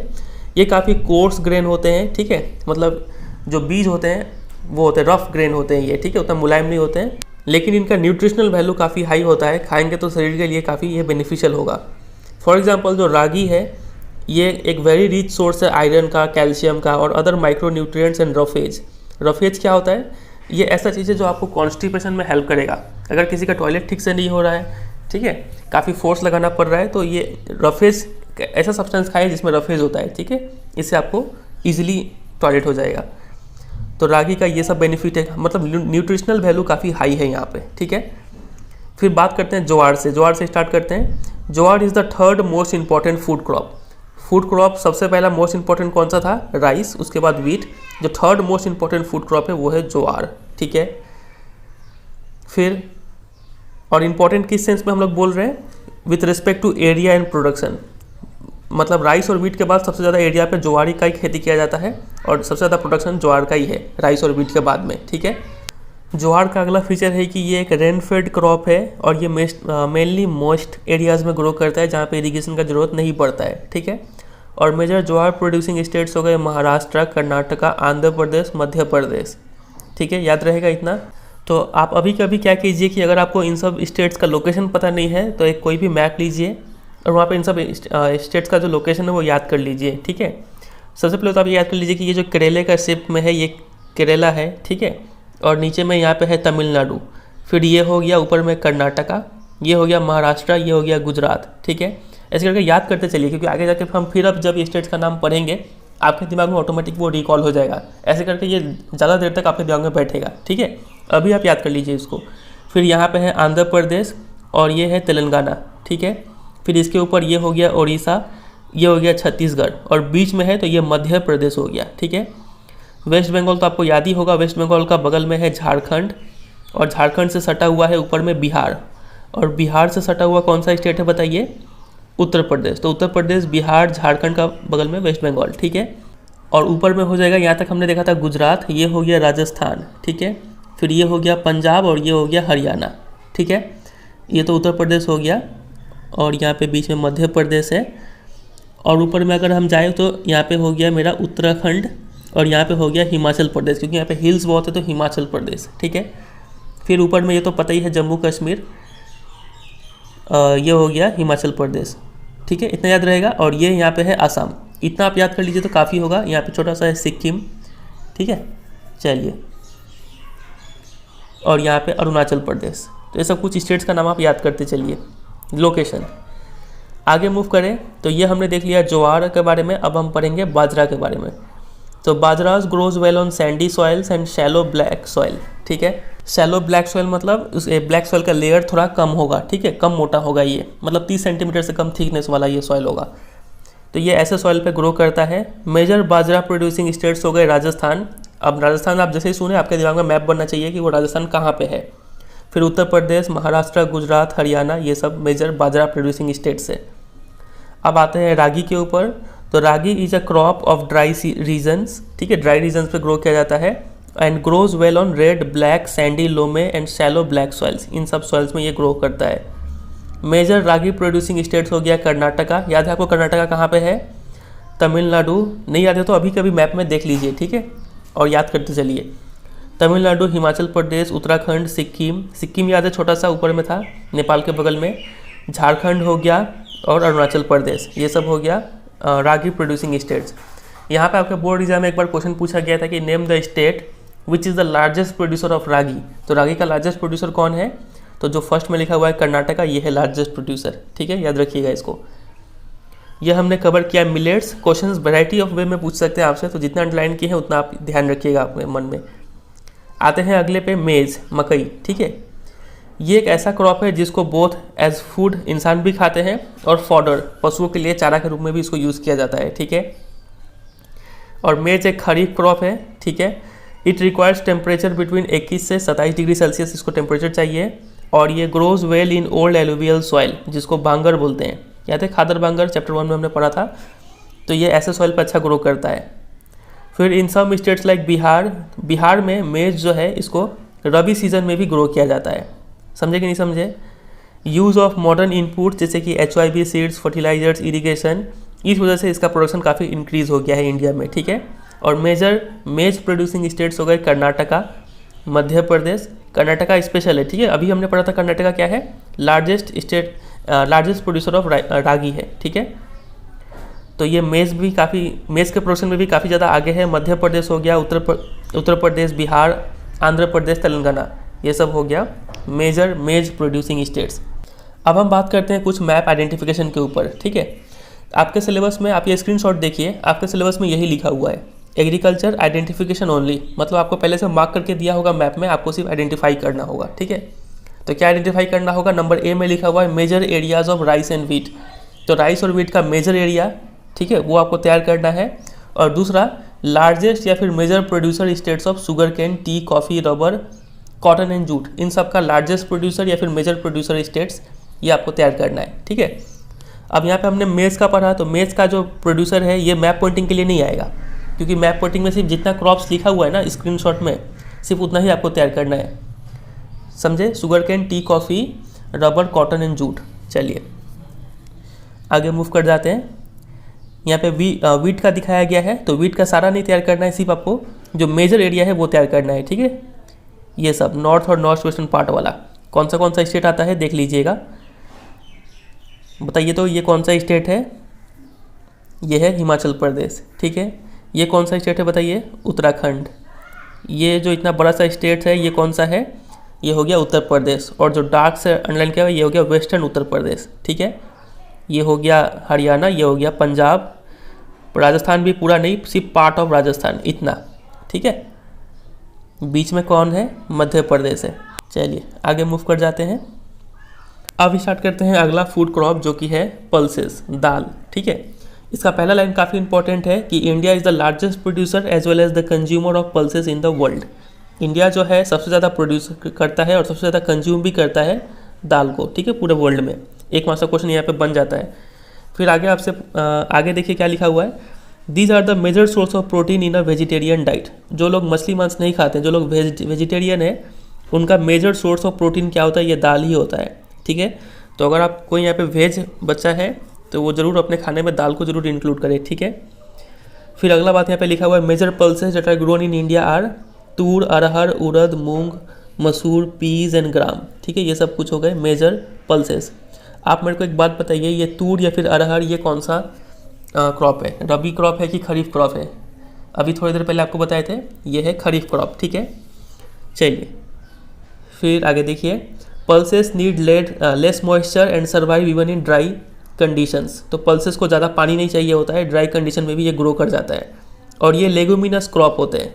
ठीक है, इनके रूट्स में जो रूट नोड्यूल्स होता है उसमें राइजोबियम नाम का एक बैक्टीरिया होता है जो एटमॉस्फेयर का नाइट्रोजन कैप्चर करके मिट्टी में डालते हैं। ठीक है, तो इसीलिए ये चूँकि लेगुमिनस क्रॉप है तो ये लोग सॉइल का फर्टिलिटी को इंक्रीज़ करते हैं by fixing nitrogen from the air. ठीक है, फिर आगे देखिए क्या लिखा हुआ है, these are mostly grown in rotation with other crops. मतलब एक ही ज़मीन है तो पहले अगर दाल ग्रो कर दिए तो ये लोग मिट्टी का फर्टिलिटी इंक्रीज़ कर देते हैं। तो दाल का जब हार्वेस्टिंग हो जाएगा तब कोई और क्रॉप ग्रो करेंगे, फिर दाल ग्रो करेंगे, फिर कोई और क्रॉप, ऐसे क्रॉप रोटेशन करते रहते हैं। ठीक है, और मेजर पल्स प्रोड्यूसिंग स्टेट्स कौन से हो गए? मध्य प्रदेश सूखा एरिया है बीच वाला। ठीक है, राजस्थान ड्राई एरिया, महाराष्ट्र, उत्तर प्रदेश, कर्नाटका, ये सब मेजर पल्स प्रोड्यूसिंग स्टेट्स है। ठीक है, अब मेरे को बताइए मैप पॉइंटिंग के लिए क्या इसको तैयार करना है कि नहीं करना है? तो आपके सिलेबस में पल्स नहीं लिखा हुआ है। ठीक है, तो मैप पॉइंटिंग के लिए नहीं पूछेंगे, लेकिन ऐसे एक मार्क्स के लिए तो पूछ ही सकते हैं कि मेजर पल्स प्रोड्यूसिंग स्टेट्स कौन से है। ठीक है, तो नाम तो याद रखना ही है। चलिए अब हम बात करते हैं ऐसे फूड क्रॉप्स के ऊपर जो अदर देन ग्रेन्स, अनाज को छोड़ के जो बाकी फूड क्रॉप्स है वो देखते हैं। इसमें सबसे पहले दिया गया है शुगर केन। शुगर केन एक ट्रॉपिकल एज वेल एज सब ट्रॉपिकल क्रॉप है। ये वर्ड को समझिएगा, ट्रॉपिकल सब ट्रॉपिकल क्या होता है? ये मान लीजिए अर्थ है, अर्थ में बीच में कौन सा लैटिट्यूड जाता है? 0 डिग्री लैटिट्यूड। ठीक है, इसके ऊपर जो लैटिट्यूड है tropic of cancer 23.5 degree north, और इसके नीचे जो है tropic of capricorn 23.5 degree south. ठीक है, तो इसका बीच का जो रीजन है इसको बोलते हैं ट्रॉपिकल रीजन। ठीक है, और यहाँ पे जो क्लाइमेट होता है इसको ट्रॉपिकल क्लाइमेट बोलते हैं। इंडिया यहाँ पे आता है तो इंडिया का क्लाइमेट मोर और लेस ट्रॉपिकल और सब ट्रॉपिकल है। ठीक है, सब ट्रॉपिकल को समझिए, ये जो ट्रॉपिक ऑफ कैंसर है इसके ऊपर 5 से 10 डिग्री ऊपर नीचे तक इसको बोलते हैं सब ट्रॉपिकल। ठीक है, वैसे ही ट्रॉपिक ऑफ कैप्रिकॉर्न का ऊपर नीचे 5 से 10 डिग्री ऊपर नीचे इसको बोलेंगे सब ट्रॉपिकल रीजन, और यहाँ पे जो क्लाइमेट होगा उसको सब ट्रॉपिकल बोलते हैं। मतलब ये एक ऐसा क्लाइमेट होता है जहाँ पे हॉट एंड वेट सीजन होता है। ठीक है, गर्मी भी पड़ता है, बारिश भी होता है और काफ़ी ह्यूमिडिटी भी होता है। टेम्परेचर जो होता है वो अप्रॉक्स 18 डिग्री सेंटीग्रेड और या फिर उससे ज़्यादा होता है। ठीक है, यहाँ पे मेनली हॉट टेम्परेचर होता है। मतलब इंडिया का जो साउदर्न पार्ट है, ठीक है, वहाँ पे जो क्लाइमेट है उसको ट्रॉपिकल क्लाइमेट बोलेंगे। तो इस टाइप के क्लाइमेट में ये शुगर कैन ग्रो करता है। It grows well in hot and humid climate with temperature of 21 से 27 डिग्री सेल्सियस। ठीक है, इसी टेम्परेचर के बीच में ये ग्रो करता है और हॉट एंड ह्यूमिड क्लाइमेट चाहिए इसको। ठीक है, बारिश भी हो, पानी भी चाहिए, टेम्परेचर भी चाहिए इसको। और ये टेम्परेचर देख के आपको कुछ याद आ रहा होगा, 21 से 27, ऐसा ही कुछ हमने अभी थोड़ी देर पहले देखा था। किसको ये टेम्परेचर चाहिए? यहाँ पे हमने देखा था, ये रहा 21 से 27 किसको चाहिए होता था? मेल्स को चाहिए होता था। दोनों का सेम है। ठीक है, और देखते हैं आगे क्या लिखा हुआ है। एनुअल रेनफॉल बिटवीन 75 से 100 सेंटीमीटर, इसके बीच में इसको पानी चाहिए। राइस का याद है, राइस को कितना चाहिए था? Above 100 centimetre. ठीक है, वीट को कितना चाहिए था? 50 से 75 के बीच में। चलिए, irrigation is required in the areas of low rainfall. जहाँ पे कम बारिश होता है तो जाहिर सा बात है वहाँ पे क्या चाहिए? इरिगेशन चाहिए। और it can be grown on a variety of soils. और देखिए यहाँ पे मैनुअल लेबर भी चाहिए होता है from sowing to harvesting. India is the second largest producer of sugar cane only after Brazil. तो ब्राज़ील के बाद जो लार्जेस्ट प्रोड्यूसर है वो कौन सा है? इंडिया।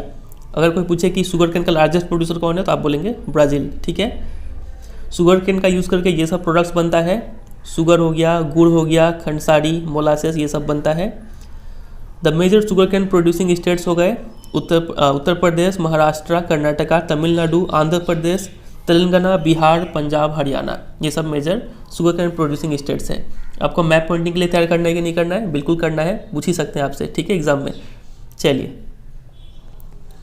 तो ये हो गया शुगर कैन का बारे में। आगे मूव करते हैं ऑयल सीड्स। क्वेश्चन कैसा कैसा बनेगा तो वही हर लाइन से क्वेश्चन बन सकता है, इसलिए हम आपको अलग से क्वेश्चन नहीं बता रहे, आप जितना लाइन किया हुआ है उतना तैयार कर लीजिएगा। आगे मूव करते हैं ऑयल सीड्स पे, ऐसे सीड्स जिनको पीस पास के क्या निकाला जाए, तेल निकाला जाए। तो इन 2016 India was the second largest producer of groundnut in the world after China. ये लाइन फिर से आ गया, ठीक है, ये लाइन हमने राइस के केस में भी देखा था। तो ग्राउंडनट का लार्जेस्ट प्रोड्यूसर कौन है, चाइना है, और उसके बाद इंडिया है, ठीक है। ग्राउंडनट आपको पता है ना, जो पीनट मूंगफली जिसको बोलते हैं, ठीक है।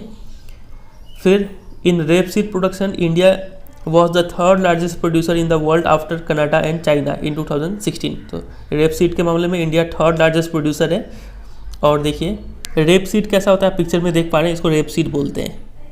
आगे मूव करें तो main oil seeds produced in India are groundnut, mustard, coconut, sesame जिसको तिल बोलते हैं, soybean, castor seeds, cotton seeds, linseed and sunflower. ये सब कुछ मेजर ऑयल सीड्स हो गए, ठीक है।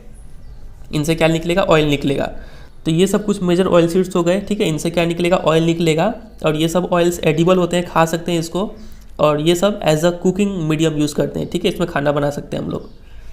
However some of these are also used as raw material in the production of soaps, cosmetics and ointments.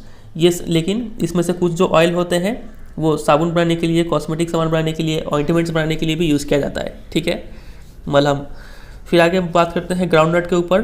तो ग्राउंडनट एक kharif crop है, और देखिए गुजरात लार्जेस्ट प्रोड्यूसर है ग्राउंडनट का। एक मार्क्स का क्वेश्चन यहाँ से बन ही जाएगा, वेरी इंपॉर्टेंट। फिर लिनसीड और मस्टर्ड, याद है मस्टर्ड कौन सा क्रॉप है, रबी क्रॉप है, ठीक है। फिर ये सीसम एक खरीफ क्रॉप है नॉर्दर्न इंडिया में, और ये साउदर्न इंडिया में रबी सीजन के टाइम पे ग्रो किया जाता है। कैस्टर सीड दोनों ही सीजन, रबी खरीफ दोनों में ही ये ग्रो किया जाता है, ठीक है। चलिए अब हम आते हैं सबसे मेन पे, जो कि है टी। टी के बारे में हमने एक और चैप्टर में पढ़ा था, एक इंग्लिश का चैप्टर था जिसको बोलते थे टी फ्रॉम आसाम, ठीक है। ग्लिम्पसेस ऑफ इंडिया वाले चैप्टर में जो पार्ट 3 था टी फ्रॉम आसाम, उसमें भी हमने टी के बारे में काफ़ी चीज़ पढ़ा था। देखते हैं यहाँ पे क्या क्या लिखा हुआ है। टी कल्टीवेशन एक एग्जांपल है प्लांटेशन एग्रीकल्चर का, ये बात हम लोग पहले ही पढ़ चुके हैं। टी एक बिवरेज क्रॉप है, मतलब इसको हम लोग ड्रिंक कर सकते हैं। ड्रिंक तो पानी को भी कर सकते हैं, लेकिन पानी को छोड़कर जिसको भी ड्रिंक करते हैं उसको बिवरेज क्रॉप बोलते हैं। कॉफ़ी को भी एक बिवरेज क्रॉप बोलेंगे, ठीक है। और ये काफ़ी एनर्जी देता है पीते ही। इनिशियली इसको इंडिया में ब्रिटिश ने इंट्रोड्यूस किया था, लेकिन आज ज़्यादातर टी प्लांटेशन इंडियंस ओन करके रखे हुए हैं। The tea plant grows well in tropical as well and subtropical climate, दोनों ही क्लाइमेट में टी प्लांट ग्रो करता है। Endowed with deep and fertile well drained soil rich in humus and organic matter, लेकिन इसको grow करने के लिए काफ़ी चीज़ चाहिए होता है। देखिए जो सॉइल होना चाहिए वो काफ़ी गहरा फर्टाइल होना चाहिए, वेल ड्रेन्ड होना चाहिए। वेल ड्रेन्ड मतलब होता है कि इसमें पानी का क्वांटिटी अच्छा खासा होना चाहिए, ठीक है। रिच इन ह्यूमस और ऑर्गेनिक मैटर में ये सब में रिच होना चाहिए, फर्टाइल सॉइल होना चाहिए। T bushes require warm and moist Frost free climate all through the year. जो टी बुशेस है इनको वार्म क्लाइमेट चाहिए और फ्रॉस्ट फ्री क्लाइमेट, मतलब बर्फ़ नहीं जमना चाहिए इनके पत्तों पर, ठीक है। इन सब से फ्री क्लाइमेट चाहिए तो पूरे साल तक। फिर अगला पॉइंट है कि frequent showers evenly distributed over the year ensure continuous growth of tender leaves. अगर जो बारिश है वो इवनली डिस्ट्रीब्यूटेड हो, लगातार होता रहे हल्का फुल्का बारिश सालों भर, तो ये जो टेंडर लीव्स है टी के ये ग्रो होते रहेंगे, ठीक है। कंटिन्यूअस ग्रोथ इनका देखने को मिलेगा। फिर tea is a labour intensive industry, काफ़ी ज़्यादा लेबर चाहिए होता है, और it requires abundant cheap and skilled labour, ठीक है। चलिए फिर और क्या लिखा हुआ है, मेजर ट्री प्रोड्यूसिंग स्टेट्स हो गए आसाम, ये तो आपको इंग्लिश के चैप्टर से याद हो गया होगा, ठीक है। फिर hills of Darjeeling, Jalpaiguri districts, west Bengal, Tamil Nadu, Kerala, ये सब मेजर टी प्रोड्यूसिंग स्टेट्स है। तो ये सब क्या आपको मैप पॉइंटिंग के लिए तैयार करना है, हाँ बिल्कुल तैयार करना है, ठीक है। Apart from these Himachal Pradesh, Uttarakhand, Meghalaya, Andhra Pradesh, Tripura, ये सब भी टी प्रोड्यूसिंग स्टेट्स है हमारे कंट्री में। 2016 में India was the second largest producer of T after China. तो ये लाइन फिर से आ गया, हम आपको पहले ही बोले थे, ये लाइन आपको बहुत बार देखने को मिलेगा। चाइना के बाद इंडिया सेकंड लार्जेस्ट प्रोड्यूसर है टी के मामले में। आते हैं कॉफ़ी में। कॉफ़ी का तो ज़्यादा कुछ आपको यहाँ पे दिया नहीं गया है। इंडियन कॉफ़ी जो होता है वो काफ़ी गुड क्वालिटी का माना जाता है पूरे वर्ल्ड में, और कॉफ़ी का काफ़ी सारा वेराइटी है। तो इसमें से अरेबिका वेराइटी जो है वो जो इंडिया में है लाया गया था फ्रॉम द यमन कंट्री, ठीक है। ये वेराइटी जो है वो काफ़ी ग्रेट डिमांड में रहता है पूरे वर्ल्ड में। इनिशियली इसका कल्टीवेशन जो बाबा बुदान हिल्स है यहाँ पे स्टार्ट किया गया था, और आज भी इसका जो कल्टीवेशन है वो इसी सब एरियाज़ में किया जाता है। नीलगिरी इन कर्नाटका, केरला एंड तमिलनाडु, नीलगिरी हिल्स में इसका कल्टीवेशन किया जाता है। ठीक है, तो इसमें इतना ही बात आपको याद रखना है। एक मार्क्स का क्वेश्चन पूछ लेंगे कि कॉफ़ी का कौन सा वेराइटी इंडिया में ग्रो किया जाता है, किस रीजन में ग्रो किया जाता है। ठीक है, यही दो बात आपको यहाँ से याद रखना है।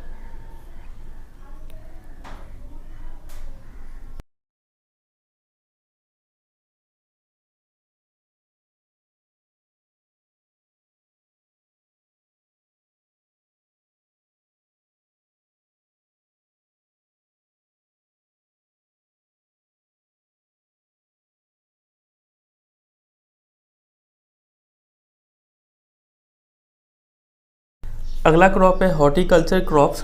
हॉर्टिकल्चर मतलब क्या होता है? Horticulture is the cultivation of fruits, vegetables and flowers. ठीक है, मतलब फल फूल और सब्जी का जो खेती होता है उसको हॉर्टिकल्चर बोलते हैं।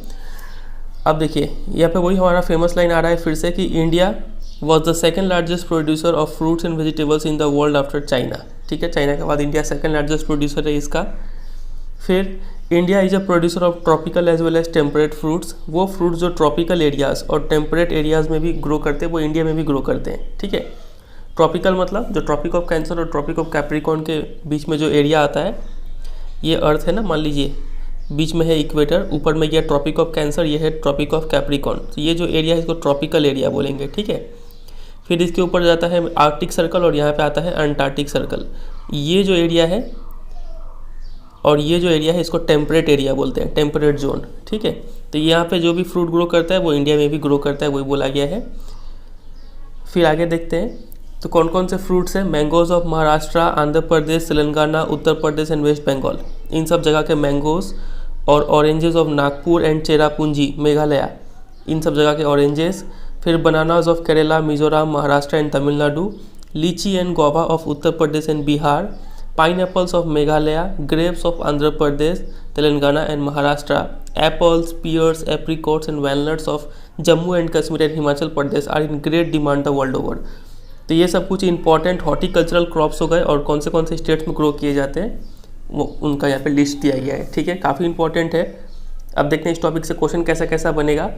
तो सबसे पहला क्वेश्चन तो व्हाट इज़ हॉर्टिकल्चर बनेगा, तो वो आप लिख ही लेंगे कि cultivation of fruits, vegetables and flowers is called horticulture. ठीक है, दूसरा क्वेश्चन बनेगा कि what is India's position in the world in the production of fruits and vegetables. तो इंडिया का पोजीशन क्या है? Second after China. फिर अगला क्वेश्चन बनेगा कि name the different Indian fruits which are in great demand world over and also name the states where each is produced.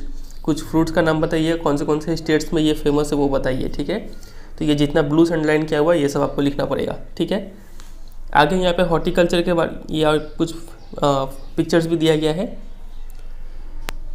और यहाँ पे एक लाइन और है कि India is an important producer of P, cauliflower, onion, cabbage, tomato, brinjal and potato. ये सब भी इंडिया में काफ़ी प्रोड्यूस होते हैं। तो इसी के साथ जो हमारा जो फूड क्रॉप था वो ख़त्म हो गया। ठीक है, अब हम बात करेंगे नॉन फूड क्रॉप्स पे। तो नॉन फूड क्रॉप्स हमें 3 पढ़ने हैं टोटल। एक हो गया रबर, दूसरा हो गया कॉटन और तीसरा हो गया जूट। चलिए रबर से स्टार्ट करते हैं। तो रबर एक इक्वेटोरियल क्रॉप है। इक्वेटोरियल क्रॉप ऐसा क्रॉप को बोला जाता है जिसको काफ़ी ज़्यादा हाई टेम्परेचर चाहिए और हाई रेनफॉल चाहिए ग्रो करने के लिए। ठीक है, तो रबर एक इक्वेटोरियल क्रॉप है, लेकिन अगर इसको स्पेशल कंडीशन प्रोवाइड किया जाए तो इसको हम लोग ट्रॉपिकल और सब ट्रॉपिकल एरियाज़ में भी ग्रो कर सकते हैं। ये इक्वेटोरियल क्रॉप है तो मतलब ये इक्वेटर के आसपास वाले रीजन में ग्रो किया जाता होगा।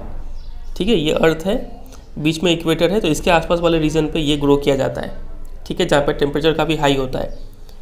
लेकिन बोला गया कि अगर इसको स्पेशल कंडीशंस प्रोवाइड किया जाए तो ये ट्रॉपिकल और सब ट्रॉपिकल एरियाज़ में भी ग्रो कर सकते हैं। इसको क्या क्या चाहिए इसको? It requires moist and humid climate with rainfall of more than 200 centimetre. इसको देखिए काफ़ी ज़्यादा बारिश चाहिए, हाँ 200 सेंटीमीटर से भी ज़्यादा बारिश चाहिए और टेम्परेचर भी काफ़ी हाई है, अबव 25 डिग्री सेल्सियस। ये दो इसका जोग्राफिकल रिक्वायरमेंट हो गया। कहाँ पर ग्रो किया जाता है उससे पहले ये देखिए कि rubber is an important industrial raw material. एक अच्छा रॉ मटेरियल है। इससे क्या बनता है रबर से बताइए? जो टायर्स हो गए व्हीकल्स के वो बनाए जाते हैं। और ये कहाँ पे ग्रो करता है? तो it is mainly grown in Kerala, Tamil Nadu, Karnataka and Andaman and Nicobar islands and Garo hills of Meghalaya. ये सब कुछ प्लेसेस है जहाँ पर रबर ग्रो किए जाते हैं। इंपॉर्टेंट बातें ध्यान रखिएगा। ठीक है, जितने भी क्रॉप्स है उनका जो लोकेशन है वो काफ़ी इंपॉर्टेंट है। ठीक है, डायरेक्ट क्वेश्चन बनता है इन सब के ऊपर। अब हम आते हैं अगले क्रॉप पे कॉटन पे, लेकिन कॉटन पे आने से पहले कॉटन और जूट को हम लोग बोलते हैं फाइबर क्रॉप्स। तो फाइबर क्रॉप्स के अंदर 4 टोटल क्रॉप आते हैं। कॉटन, जूट तो है ही, साथ ही साथ हेम्प और नेचुरल सिल्क, ये 4 मेजर फाइबर क्रॉप्स है जो इंडिया में ग्रो किए जाते हैं। जो पहले 3 है कॉटन, जूट और हेम्प, इन तीनों को जो है वो मिट्टी में क्रॉप्स ग्रो करके इसको डिराइव किया जाता है, ठीक है, इन तीनों को। लेकिन जो ये लास्ट वाला है नेचुरल सिल्क, ये कोई फसल से नहीं आता है। ये कहाँ से आता है? ये सिल्क वर्म से आता है। आपने क्लास 7 में पढ़ा होगा कि सिल्क वर्म का एक लाइफ स्टेज आता है जिसमें वो कोकून बनाता है, ठीक है। तो इसी कोकून से सिल्क निकाला जाता है। लेकिन ये सिल्क वर्म जो है वो एक पेड़ के पत्ते को खाते हैं, और वो पेड़ क्या है? मलबरी ट्री, ठीक है। तो ये एक चूँकि इंसेक्ट से ऑब्टेन किया जाता है सिल्क वर्म, इसीलिए यहाँ पे लिखा गया कि the latter is obtain from cocoons of the silk worm, ठीक है। आगे देखिए क्या लिखा हुआ है कि rearing of silk worms for the production of silk fibre is known as sericulture. ये भी आपको शायद पता होगा कि अगर हम सिल्क वर्म को पालते हैं, ठीक है, ताकि हम लोग सिल्क फाइबर मिल पाए, फाइबर मतलब धागा, ठीक है, तो उसको, इस कल्टीवेशन को बोलते हैं सेरीकल्चर, ठीक है। तो इस रियरिंग ऑफ सिल्क वर्म को बोलते हैं सेरीकल्चर, ठीक है। तो इस चारों में से अब हमें सिर्फ 2 पढ़ना है, कॉटन और जूट। चलिए कॉटन से स्टार्ट करते हैं। इंडिया को माना जाता है ये ओरिजिनल होम है कॉटन प्लांट का, ठीक है। और cotton is one of the main raw materials for cotton textile industry. Cotton का बेल्ट भी बनता है, पता है आपको, ठीक है। और ये हमारा फेमस लाइन फिर से आ गया कि India was the second largest producer of cotton after China. ये लाइन आपको बहुत बार आप सुनने को मिल चुका होगा, ठीक है, इन 2016। फिर cotton grows well in dryer parts of the black cotton soil of the Deccan प्लेटू। ये हमने चैप्टर 1 में भी पढ़ा था जब हम सॉइल्स पढ़ रहे थे, तो आपको पता होगा कि ब्लैक सॉइल को कॉटन सॉइल भी बोला जाता है, ठीक है, क्योंकि इसमें कॉटन काफ़ी अच्छा ग्रो करता है। और ब्लैक सॉइल मेनली कहाँ पे पाया जाता है? जो डेक्कन प्लेटू रीजन है, पेनिनसुलर इंडिया का ये वाला पार्ट, ठीक है, यहाँ पे ये कॉटन काफ़ी अच्छा ग्रो करता है। और क्या क्या चाहिए इसको? देखिए, it requires high temperature, light rainfall या फिर इरीगेशन देने से काम चल जाएगा, मतलब कम पानी चाहिए इसको थोड़ा। फिर 210 फ्रॉस्ट फ्री डेज चाहिए, ठीक है, पत्ते पे बर्फ़ नहीं जमना चाहिए।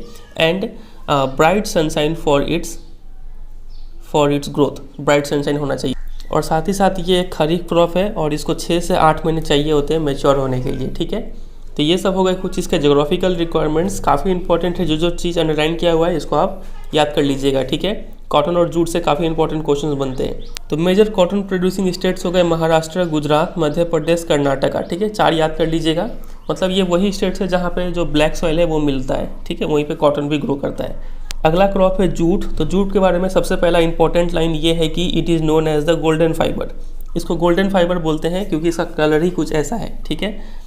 फिर jute grows well on well drained fertile soils in the flood plains where soils are renewed every year. Flood plains किसको बोलते हैं? नदी किनारे जो जगह होता है, और जब नदी में पानी भर जाता है तो उस जगह को वो जगह फ्लडेड हो जाता है, ठीक है, तो वो जगह को फ्लड प्लेन्स बोलते हैं। और वहाँ पे हर साल मिट्टी जो है वो चेंज होता रहता है बिकॉज ऑफ द फ्लड।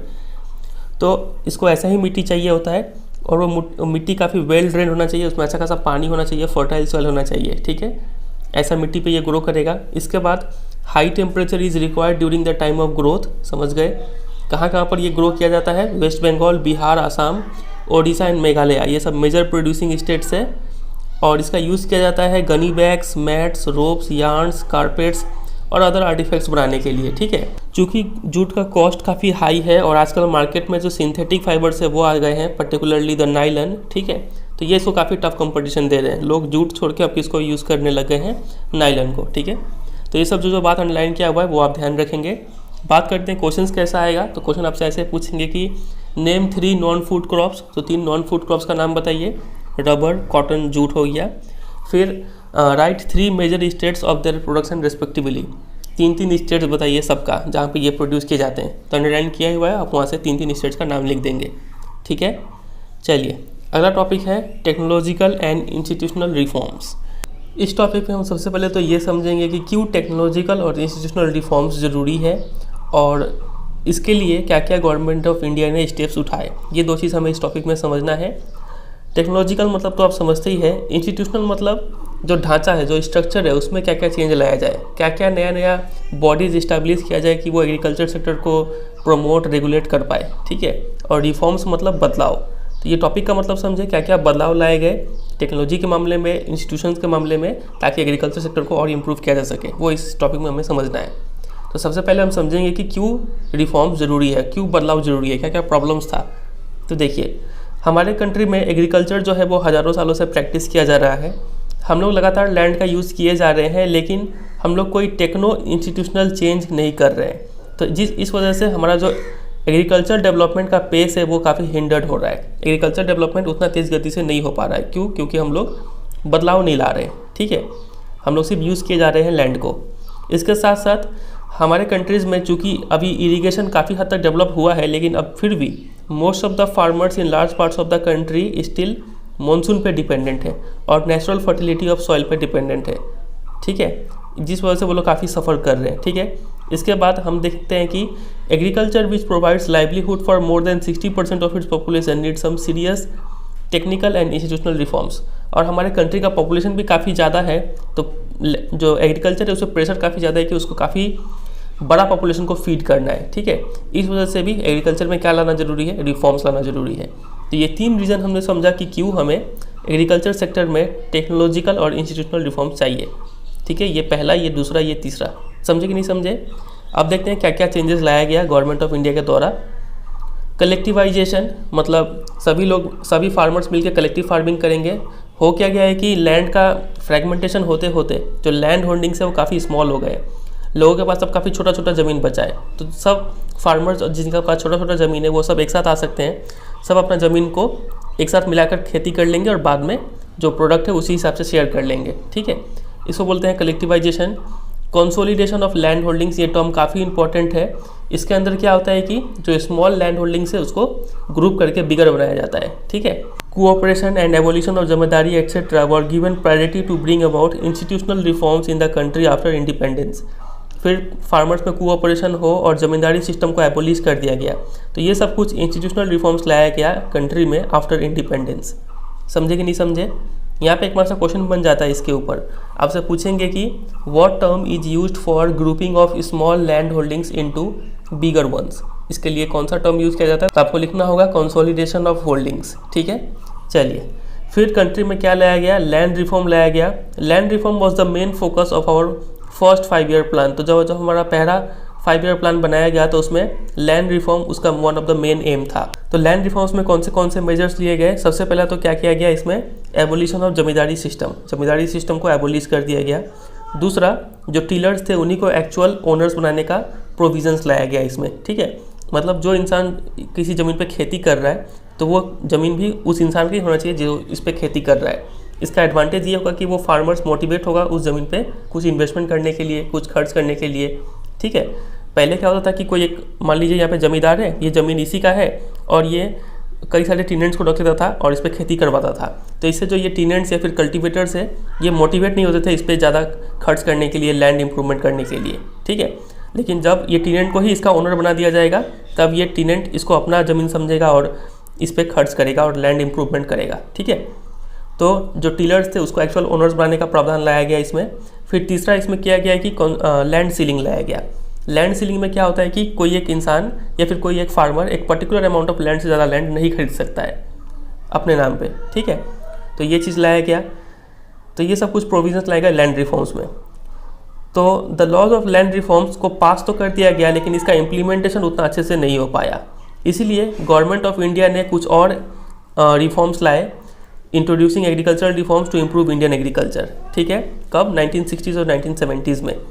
इस टाइम पे गवर्नमेंट ऑफ इंडिया ने कई सारे रिफॉर्म्स लाए ताकि इंडियन एग्रीकल्चर को इम्प्रूव किया जा सके।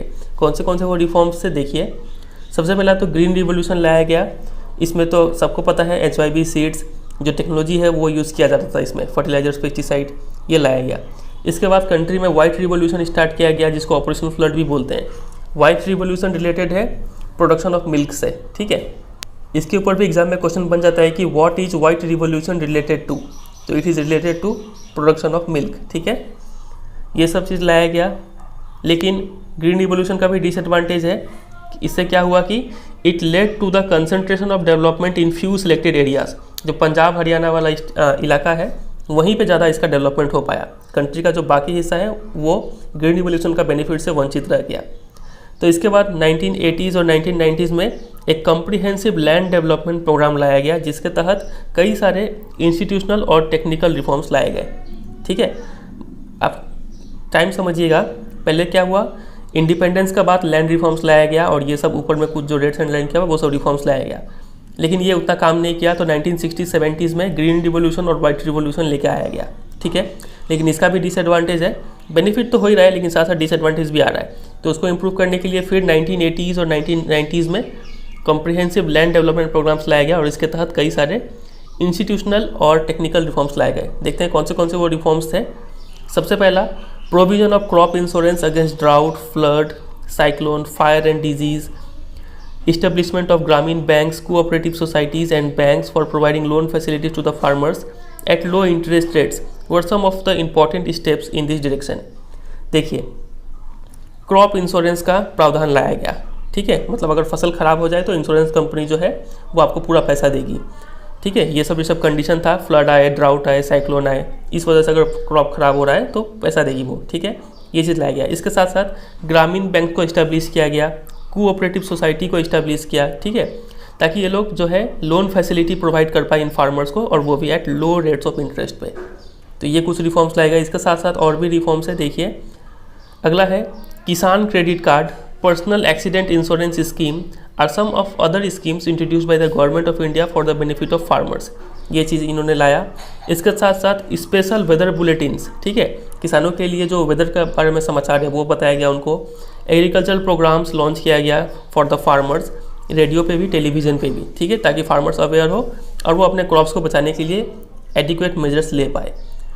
इसके अलावा government also announce minimum support price, remunerative and procurement price for important crops to check the exploitation of farmers by speculators and middlemen। Government क्या करती है, किसानों से फसल को खरीदती है एक प्राइस पे, उस प्राइस को बोलते हैं मिनिमम सपोर्ट प्राइस। ठीक है, फिर गवर्नमेंट जो है किसानों को ये भी इंश्योरेंस देती है कि आप ये फसल को उगाइए, हम इस फसल को इतना रुपये में खरीद लेंगे। ठीक है, तो इससे क्या होता है कि फार्मर्स एक्सप्लॉइट होने से बच जाते हैं मिडिलमैन से और स्पेकुलेटर से। स्पेकुलेटर वो लोग होते हैं जो ये इनका काम ही होता है कि ये अनुमान लगाना, ये स्पेकुलेट करना कि आगे चल के किसी एक फसल का दाम कितना होने वाला है, कितना बढ़ने वाला है, कितना गिरने वाला है। ठीक है, तो ये लोग और जो मिडिलमैन लोग फार्मर्स को काफ़ी एक्सप्लॉइट करते थे। ठीक है, कम दाम में इनसे फसल को खरीद लेते थे। तो इनको बचाने के लिए गवर्नमेंट क्या करती है, इनको फार्मर्स को एक प्राइस फिक्स कर देती है कि आपका जो फसल है वो इससे कम दाम में नहीं बिकेगा। ठीक है, आपको कम से कम इतना दाम तो मिलेगा ही, इसको बोलते हैं मिनिमम सपोर्ट प्राइस। ठीक है, तो ये सब कुछ इंस्टीट्यूशनल और टेक्निकल रिफॉर्म्स है जो कि लाए गए ताकि एग्रीकल्चर सेक्टर को इम्प्रूव किया जा सके। अब देखते हैं एग्जाम में क्वेश्चन कैसा बनेगा। इसके ऊपर आपसे पूछेंगे कि एक्सप्लेन एनी 5 स्टेप या फिर explain the institutional reforms taken by the central and state governments to improve Indian agriculture after independence. तो कौन से रिफॉर्म्स लाए गए, तो सबसे पहला बात तो आप ये लिखिएगा, ये एक पॉइंट हो जाएगा लैंड रिफॉर्म्स तक। ठीक है, दूसरा पॉइंट आप लिखेंगे ग्रीन रिवोल्यूशन और वाइट रिवोल्यूशन के बारे में। तीसरा पॉइंट यहाँ से आप लिखेंगे क्रॉप इंश्योरेंस और बैंक फैसिलिटीज़ लाया गया ताकि लो रेट ऑफ इंटरेस्ट में लोन मिल पाए। फिर Kisan credit card, personal accident insurance scheme ये लाया गया। Special weather bulletins, agriculture programmes लाया गया रेडियो टेलीविज़न पे। फिर minimum support price, remunerative and procurement price ये सब लाया गया ताकि फार्मर्स एक्सप्लॉइट होने से बच जाए। तो ये सब कुछ रिफॉर्म्स है। ठीक है, आप लिख पाएंगे आराम से। चलिए, अब यहाँ पे भूदान और ग्रामदान के बारे में बताया गया है, ये आपके जनरल नॉलेज को बढ़ाएगा। चलिए थोड़ा पढ़ लेते हैं। देखिए, गांधी जी ने विनोबा भावे को अपना एक स्पिरिचुअल एयर, अपना उत्तराधिकारी बताया था। ठीक है, तो जब गांधी जी का जब मौत हो जाता है तब विनोबा भावे क्या करते हैं, undertook pad yatra to spread Gandhi ji's message covered almost the entire country. Pad yatra start करते हैं गांधी जी का मैसेज को हर जगह स्प्रेड करने के लिए और ऑलमोस्ट पूरा कंट्री वो ट्रैवल करते हैं। ठीक है, फिर एक बार क्या होता है कि एक बार वो लेक्चर दे रहे होते हैं पोचामपल्ली इन आंध्र प्रदेश में। ठीक है, तो कुछ पुअर जो लैंडलेस विलेजर्स थे वो लोग डिमांड कर रहे थे some land for their economic wellbeing, बोले कि हमको ज़मीन दो ताकि हम कुछ खेती कर पाए। तो विनोबा भावे तो इमीडिएटली वहाँ पे कुछ बोल नहीं पाए क्योंकि ज़मीन देना इतना आसान काम नहीं है, लेकिन उन्होंने ये आश्वासन दिया कि वो गवर्नमेंट ऑफ इंडिया से बात करेंगे और उनको लिए ज़रूर कुछ करेंगे।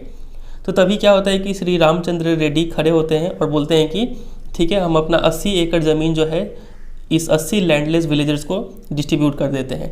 तो इसी एक्ट को बोला गया भूदान। ठीक है, ज़मीन को दान दे दिया। फिर इसके बाद later he travelled and introduce his ideas widely all over India, ठीक है। जो विनोबा भावे थे उन्होंने ये आइडिया को और भी कई जगहों पे स्प्रेड किया। तो कुछ zamindars, owners of many villages, ठीक है, उन्होंने भी अपना पूरा विलेज दान दे दिया, तो इसको बोलते हैं ग्राम दान, ठीक है। However many land owners choose to provide some part of their land to the poor farmers due to the fear of land ceiling act. तो लैंड रिफॉर्म्स के तहत जो लैंड सीलिंग एक्ट था, इस डर से कुछ फार्मर्स, कुछ लैंड ओनर्स ने क्या किया, अपना लैंड का कुछ पार्ट डोनेट कर दिया, ठीक है। तो ये जो भूदान ग्रामदान का जो मूवमेंट है जिसको विनोबा भावे ने स्टार्ट किया था, इसको हम लोग ब्लडलेस रिवॉल्यूशन भी बोलते हैं। तो ये सब कुछ जनरल नॉलेज से रिलेटेड बात है, आप ध्यान रखिएगा।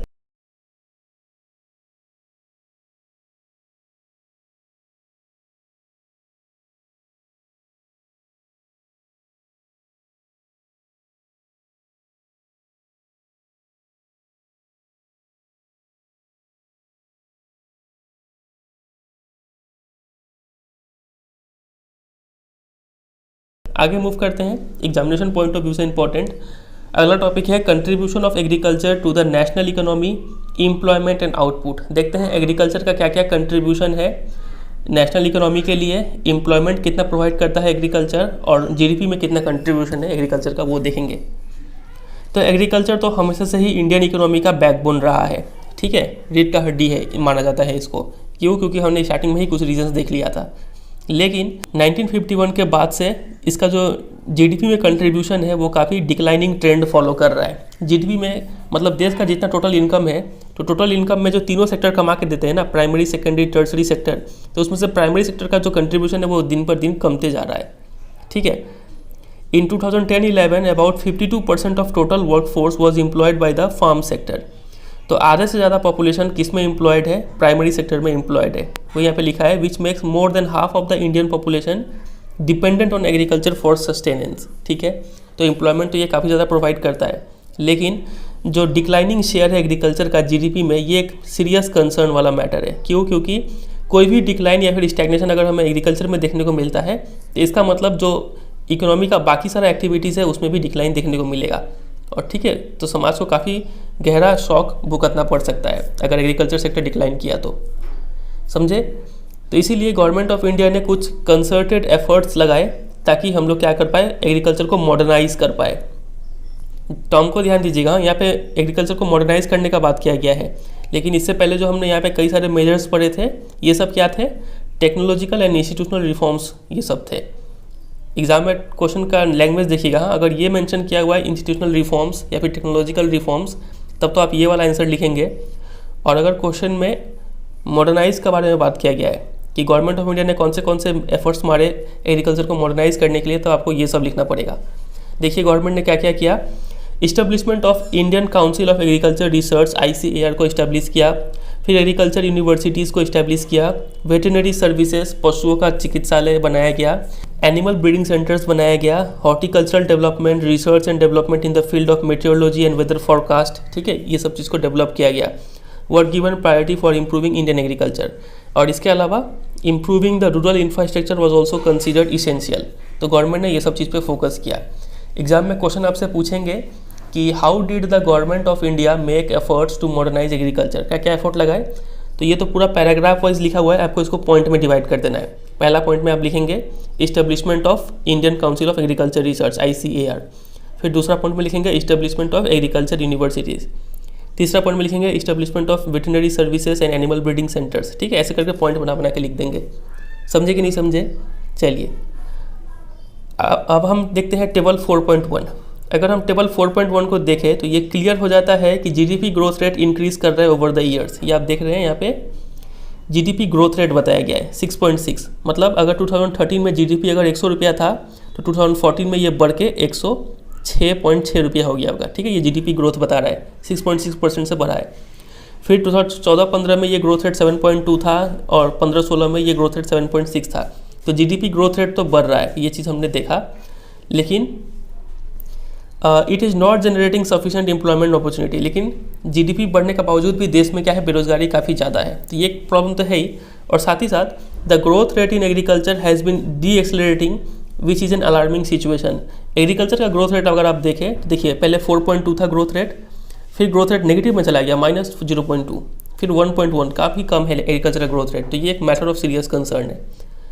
तो क्यों एग्रीकल्चर सेक्टर इतना बुरा हालत में है, क्यों जो एग्रीकल्चर सेक्टर का जो कंट्रीब्यूशन है जीडीपी में वो इतना कम है, तो उसके लिए यहाँ पे कुछ रीजंस बताया गया है। सबसे पहला, Indian farmers are facing a big challenge from international competition and reduction in the public investment in agriculture sector. तो यहाँ पे 2 रीज़न बताया गया है। सबसे पहला, जब से ग्लोबलाइजेशन हुआ है तो बाकी सब कंट्रीज़ का जो फसल है उनसे भी इंडियन फार्मर्स को कम्पीट करना पड़ता है। तो इंटरनेशनल कंपटीशन का वजह से ये लोग काफ़ी बिग चैलेंज फेस कर रहे हैं, ठीक है, ठीक से कम्पीट नहीं कर पा रहे हैं।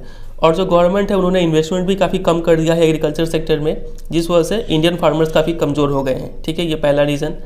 दूसरा, subsidy on fertilisers is decrease leading to increase in the cost of production. Government ने फर्टिलाइजर पे सब्सिडी भी कम कर दिया। अगर फर्टिलाइजर का दाम पहले 100 रुपया हुआ करता था तो गवर्नमेंट मान लीजिए 30-40 रुपया पे कर देती थी और 60 रुपया बोलती थी फार्मर्स तुम पे करो।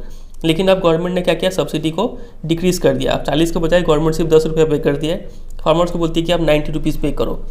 तो जिस वजह से जो फार्मर्स का कॉस्ट ऑफ प्रोडक्शन है वो काफ़ी इंक्रीज़ हो गया है, ठीक है। ये दूसरा रीज़न है कि एग्रीकल्चर सेक्टर इतना बुरा हालत में है। तीसरा, reduction in import duties on agricultural products have prove detrimental to agriculture in the country. Import duties का मतलब होता है कोई भी कंट्री के अंदर बाहर से सामान अगर आ रहा है तो उस सामान पर लगने वाला टैक्स को इम्पोर्ट ड्यूटी बोलते हैं। तो गवर्नमेंट ने ये इम्पोर्ट ड्यूटी घटा दिया है, जिस वजह से ये सामान अब इंडिया में आके जितना भी दाम है उस पर अगर टैक्स कम लग रहा है तो उस सामान का दाम कम रहेगा और इंडिया में आके काफ़ी ईजिली बिकेगा वो, ठीक है। तो इम्पोर्ट ड्यूटी कम करने से जो एग्रीकल्चर सेक्टर है वो काफ़ी इफेक्ट हुआ है, समझे ये पॉइंट। चलिए अगला पॉइंट है कि farmers are withdrawing their investment from agriculture causing a downfall in the employment in agriculture. तो और फार्मर्स भी जो है वो भी अपना इन्वेस्टमेंट कम करते जा रहे हैं एग्रीकल्चर सेक्टर में, जिस वजह से एग्रीकल्चर सेक्टर का डाउनफॉल हमें देखने को मिल रहा है, समझे। तो क्वेश्चन कैसा बनेगा, क्वेश्चन आपसे ऐसे पूछेंगे कि why is the growth rate in agriculture D accelerating, क्यों ग्रोथ रेट कम होते जा रहा है। तो आपको इतना सारा पॉइंट्स ये सब जो मैंने अंडरलाइन किया है ये सब आपको लिखना पड़ेगा, ठीक है, ये सब पॉइंट वाइज लिखिएगा। और फिर अगला क्वेश्चन तो यही होगा कि how did the government of India make efforts to modernise agriculture, क्या क्या एफर्ट मारे, तो ये सब आपको पॉइंट में लिख देना है, समझे। नेक्स्ट टॉपिक है impact of globalisation on agriculture. Globalisation का मतलब होता है कि कंट्री के मार्केट को वर्ल्ड के मार्केट के साथ इंटीग्रेट करना, जोड़ना, ठीक है। मतलब अगर कोई कंट्री का इंडिविजुअल बाहर अपने सामान को बेच पा रहा है, एक्सपोर्ट कर पा रहा है, फिर बाहर का कंट्री दूसरे कंट्रीज़ के लोग जो इंडिया में आके सामान बेच पा रहे हैं, इसी को बोलते हैं ग्लोबलाइजेशन, ठीक है। लोग जो है वर्ल्ड में कहीं भी अपना सामान बेच सकते हैं और ख़रीद सकते हैं, इसको ग्लोबलाइजेशन बोला जाता है। तो ग्लोबलाइजेशन इंडिया के लिए कोई एक नया बात नहीं है, कॉलोनाइजेशन के टाइम से ही इंडिया में ग्लोबलाइजेशन वाला फिनोमेनन देखने को मिल रहा था। In the 19th century, when European traders came to India, at that time too, Indian spices were exported to different countries of the world, and farmers of South India were encouraged to grow these crops. तो 19th century के time पे जो European traders थे ये लोग India आए थे और उस समय जो इंडियन के जो मसाले हुआ करते थे ये इन सब कंट्रीज़ में एक्सपोर्ट किया जाता था, ठीक है। इनको काफ़ी पसंद था इंडिया के मसाले, तो और फार्मर्स ऑफ साउथ इंडिया को इनक्रेज किया गया कि आप ये सब क्रॉप्स ग्रो करें ताकि इनको एक्सपोर्ट करके इनको बेनिफिट मिल पाए, ठीक है। और आज भी ये एक इम्पॉर्टेंट एक्सपोर्ट आइटम है इंडियन स्पाइसेस, ठीक है, ये पहला बात। उसके बाद देखिए ब्रिटिश पीरियड के टाइम पे जो कॉटन बेल्ट्स थे ये ब्रिटिशर्स को काफ़ी पसंद आया, ठीक है। और ultimately cotton was exported to Britain as a raw material for their textile industry, और कॉटन ब्रिटेन में भेजा जाने लगा ताकि वहाँ के जो टेक्सटाइल इंडस्ट्री है वहाँ पे इस कॉटन को यूज़ करके अलग अलग आइटम बनाया जा सके, ठीक है। तो cotton textile industry in Manchester और लिवरपूल ये सब फ्लरिश इसीलिए हुआ क्योंकि इंडिया से गुड क्वालिटी कॉटन वहाँ पे सप्लाई किया गया, और ये गुड क्वालिटी कॉटन सप्लाई हो पाया क्योंकि बिकॉज ऑफ ग्लोबलाइजेशन, ठीक है।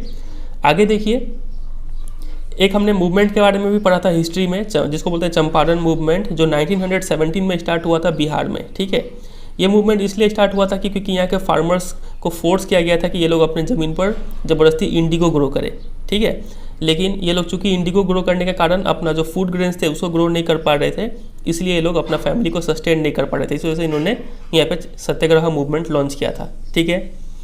फिर आगे देखिए, लेकिन जब से ग्लोबलाइजेशन हुआ है पर्टिकुलरली 1990 के बाद, पहले से ही था लेकिन 1990 पे गवर्नमेंट ने फॉर्मली अनाउंस कर दिया कि कंट्री में LPG रिफॉर्म्स लाया जाएगा, लिबरलाइजेशन, प्राइवेटाइजेशन और ग्लोबलाइजेशन, ठीक है।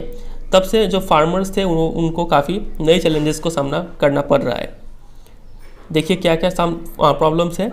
Despite being an important producer of rice, cotton, rubber, tea, coffee, jute and spices, our agricultural products are not able to compete with the developed countries because of the highly subsidized agriculture in those countries.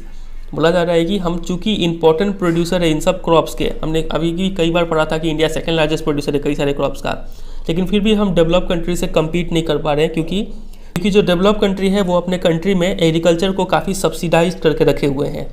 ठीक है, farmers को काफ़ी कम कम दाम में material provide करते हैं, जिस वजह से फार्मर्स जो अपना क्रॉप ग्रो करते हैं उसका दाम काफ़ी कम होता है, इसलिए जो इंडियन जो प्रोडक्ट है वो कम्पीट नहीं कर पाता है। ठीक है, ये पहला इम्पैक्ट हो गया। और इंडियन एग्रीकल्चर आज बीच में फंसा हुआ है। ठीक है, अब इंडियन एग्रीकल्चर को डिसाइड करना है कि वो किस रास्ते जाना चाहता है। To make agriculture successful and profitable, proper thrust should be given to the importance improvement of the condition of marginal and small farmers. एक तरीका तो ये है कि अगर हम एग्रीकल्चर को सक्सेसफुल बनाना चाहते हैं अपने कंट्री में, तो हमें सबसे पहले क्या करना होगा, हमारे कंट्री के जो मार्जिनल और स्मॉल फार्मर्स है इनका कंडीशन को इम्प्रूव करना होगा। ठीक है, तभी एग्रीकल्चर डेवलप हो पाएगा। 1960s 1970s के टाइम पे ग्रीन रिवोल्यूशन ने काफ़ी चीज़ प्रॉमिस किया था। हमने सोचा था कि इससे हमारा सारा कष्ट दूर हो जाएगा, लेकिन हमने इसका भी नेगेटिव इम्पैक्ट देख लिया। सबसे पहला तो ये कंट्री के कुछ पार्ट को ही डेवलप कर पाया, और इसके साथ साथ ये कई सारे कंट्रोवर्सीज भी लेके आता है। इससे हमारे कंट्री में लैंड डिग्रेडेशन हो गया क्योंकि हम ज़्यादा केमिकल्स यूज़ करने लग गए। ड्राइंग एक्वीफर्स मतलब जो धरती पे जो रॉक्स के लेयर्स होते हैं उसके अंदर पानी होता है, वो एक्वीफर्स भी सूख गया क्योंकि हम लोग काफ़ी ज़्यादा ग्राउंड वाटर यूज़ करने लग गए, क्योंकि इसमें इरिगेशन काफ़ी चाहिए होता है ग्रीन रिवोल्यूशन में। ठीक है, फिर इसके साथ साथ वैनिशिंग बायोडाइवर्सिटी, जो भी अलग अलग टाइप के ऑर्गेनिज्म थे वो सब वैनिश होते चले गए फर्टिलाइजर्स पेस्टिसाइड के कारण। तो इसीलिए ये ग्रीन रिवोल्यूशन भी उतना अच्छा काम नहीं कर पाया। तो आज हमें अब किसका ज़रूरत है, आज हमें चाहिए जीन रिवोल्यूशन। ग्रीन रिवोल्यूशन नहीं चाहिए, क्या चाहिए बोलिए, जीन रिवोल्यूशन चाहिए, जिसमें जेनेटिक इंजीनियरिंग इन्वॉल्व होता है। इसमें क्या होता है कि हम लोग सीड में कुछ जीन्स का चेंज करते हैं, जिस वजह से इसमें ऐसा क्वालिटी डाल देते हैं उस सीड के अंदर कि प्लांट जब डेवलप होगा तो उसमें वो सब अच्छा फसल पकड़ेगा, वो फसल को कीड़ा जल्दी नहीं खाएगा। ठीक है, example BT brinjal, BT cotton. तो आज इसके ऊपर ज़्यादा मुद्दा चला हुआ है। तो आप सोच रहे होंगे अगर हम इतना टेक्नोलॉजी हमारे पास है ही कि हम लोग ऐसा सीड डेवलप कर दे जिसके अंदर सारा गुण हम डाल पाए, तो हम लोग क्यों ऐसा नहीं कर रहे हैं, क्यों हम लोग पुराना वाला बीज यूज़ कर रहे हैं। तो इसका रीज़न ये है कि ये जो टेक्नोलॉजी है वो फॉरेन से आया हुआ है। ठीक है, अगर हम ये टेक्नोलॉजी यूज़ कर गए और तो आगे चल के फार्मर्स टोटली इस पर डिपेंडेंट हो जाएंगे, लेकिन अगर इसका सप्लाई आगे चल के बंद होता है तब हम क्या करेंगे, तब तो हम कहीं के नहीं रह जाएंगे। इसलिए हमारे कंट्री में अभी तक ये उतना पूरा वाइडली यूज़ नहीं किया जा रहा है जीन रिवोल्यूशन को। बातें कर रही को समझ रहे हैं। चलिए, अभी एक जो टर्म है जो काफ़ी चल पड़ा है वो है ऑर्गेनिक फार्मिंग।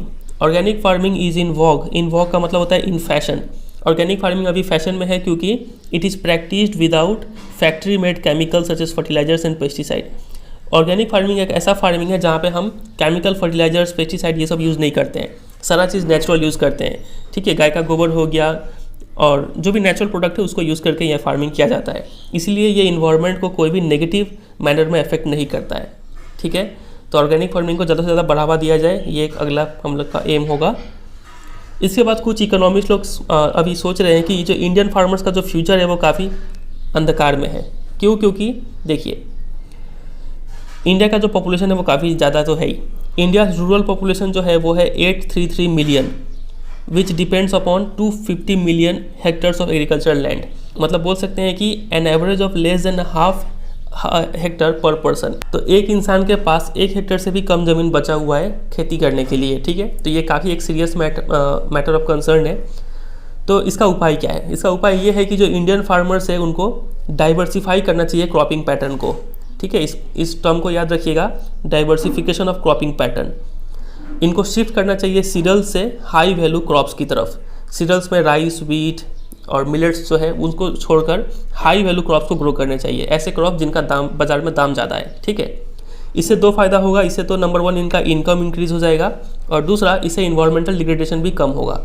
क्यों? क्योंकि जब किसान हाई वैल्यू क्रॉप्स जैसे कि fruits, medicinal herbs, flowers, vegetables, biodiesel crops like jatropha, jojoba, ये सबको अगर ग्रो करेंगे तो इनका तो दाम तो ज़्यादा है ही, तो इनकम इंक्रीज होगा, लेकिन साथ साथ इनको इरिगेशन कम चाहिए राइस और शुगर केन के मुकाबले। ठीक है, तो इरिगेशन कम होने से इनका इन्वायरमेंटल डिग्रेडेशन भी काफ़ी कम होगा। ठीक है, और इंडिया का जो क्लाइमेट है वो काफ़ी डाइवर्स तो है ही, तो इसका यूज़ करना चाहिए इंडियन के किसानों को, ताकि ये लोग हाई वैल्यू क्रॉप्स भी ग्रो कर पाए।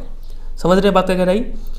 यहाँ पे एक बात बताया गया है कि चेंज इन क्रॉपिंग पैटर्न, अगर किसान सीरियल से हाई वैल्यू क्रॉप्स की तरफ मूव कर जाए तो इसका मतलब इंडिया को जो फूड ग्रेन है वो इंपोर्ट करना पड़ेगा, क्योंकि जब इंडियन फार्मर लोग हाई वैल्यू क्रॉप्स ग्रो करेंगे ये सब, तो जो सीरियल्स है वो तो बाहर से मंगा के खाना पड़ेगा ना, दाल चावल खाना तो बंद नहीं करेंगे। ठीक है, तब क्या हो सकता है, अगर हम ये काम 1960s के टाइम पे करते तो ये तो कंट्री के लिए डिजास्टर होता, क्योंकि उस समय फूड का काफ़ी शॉर्टेज था इंडिया में।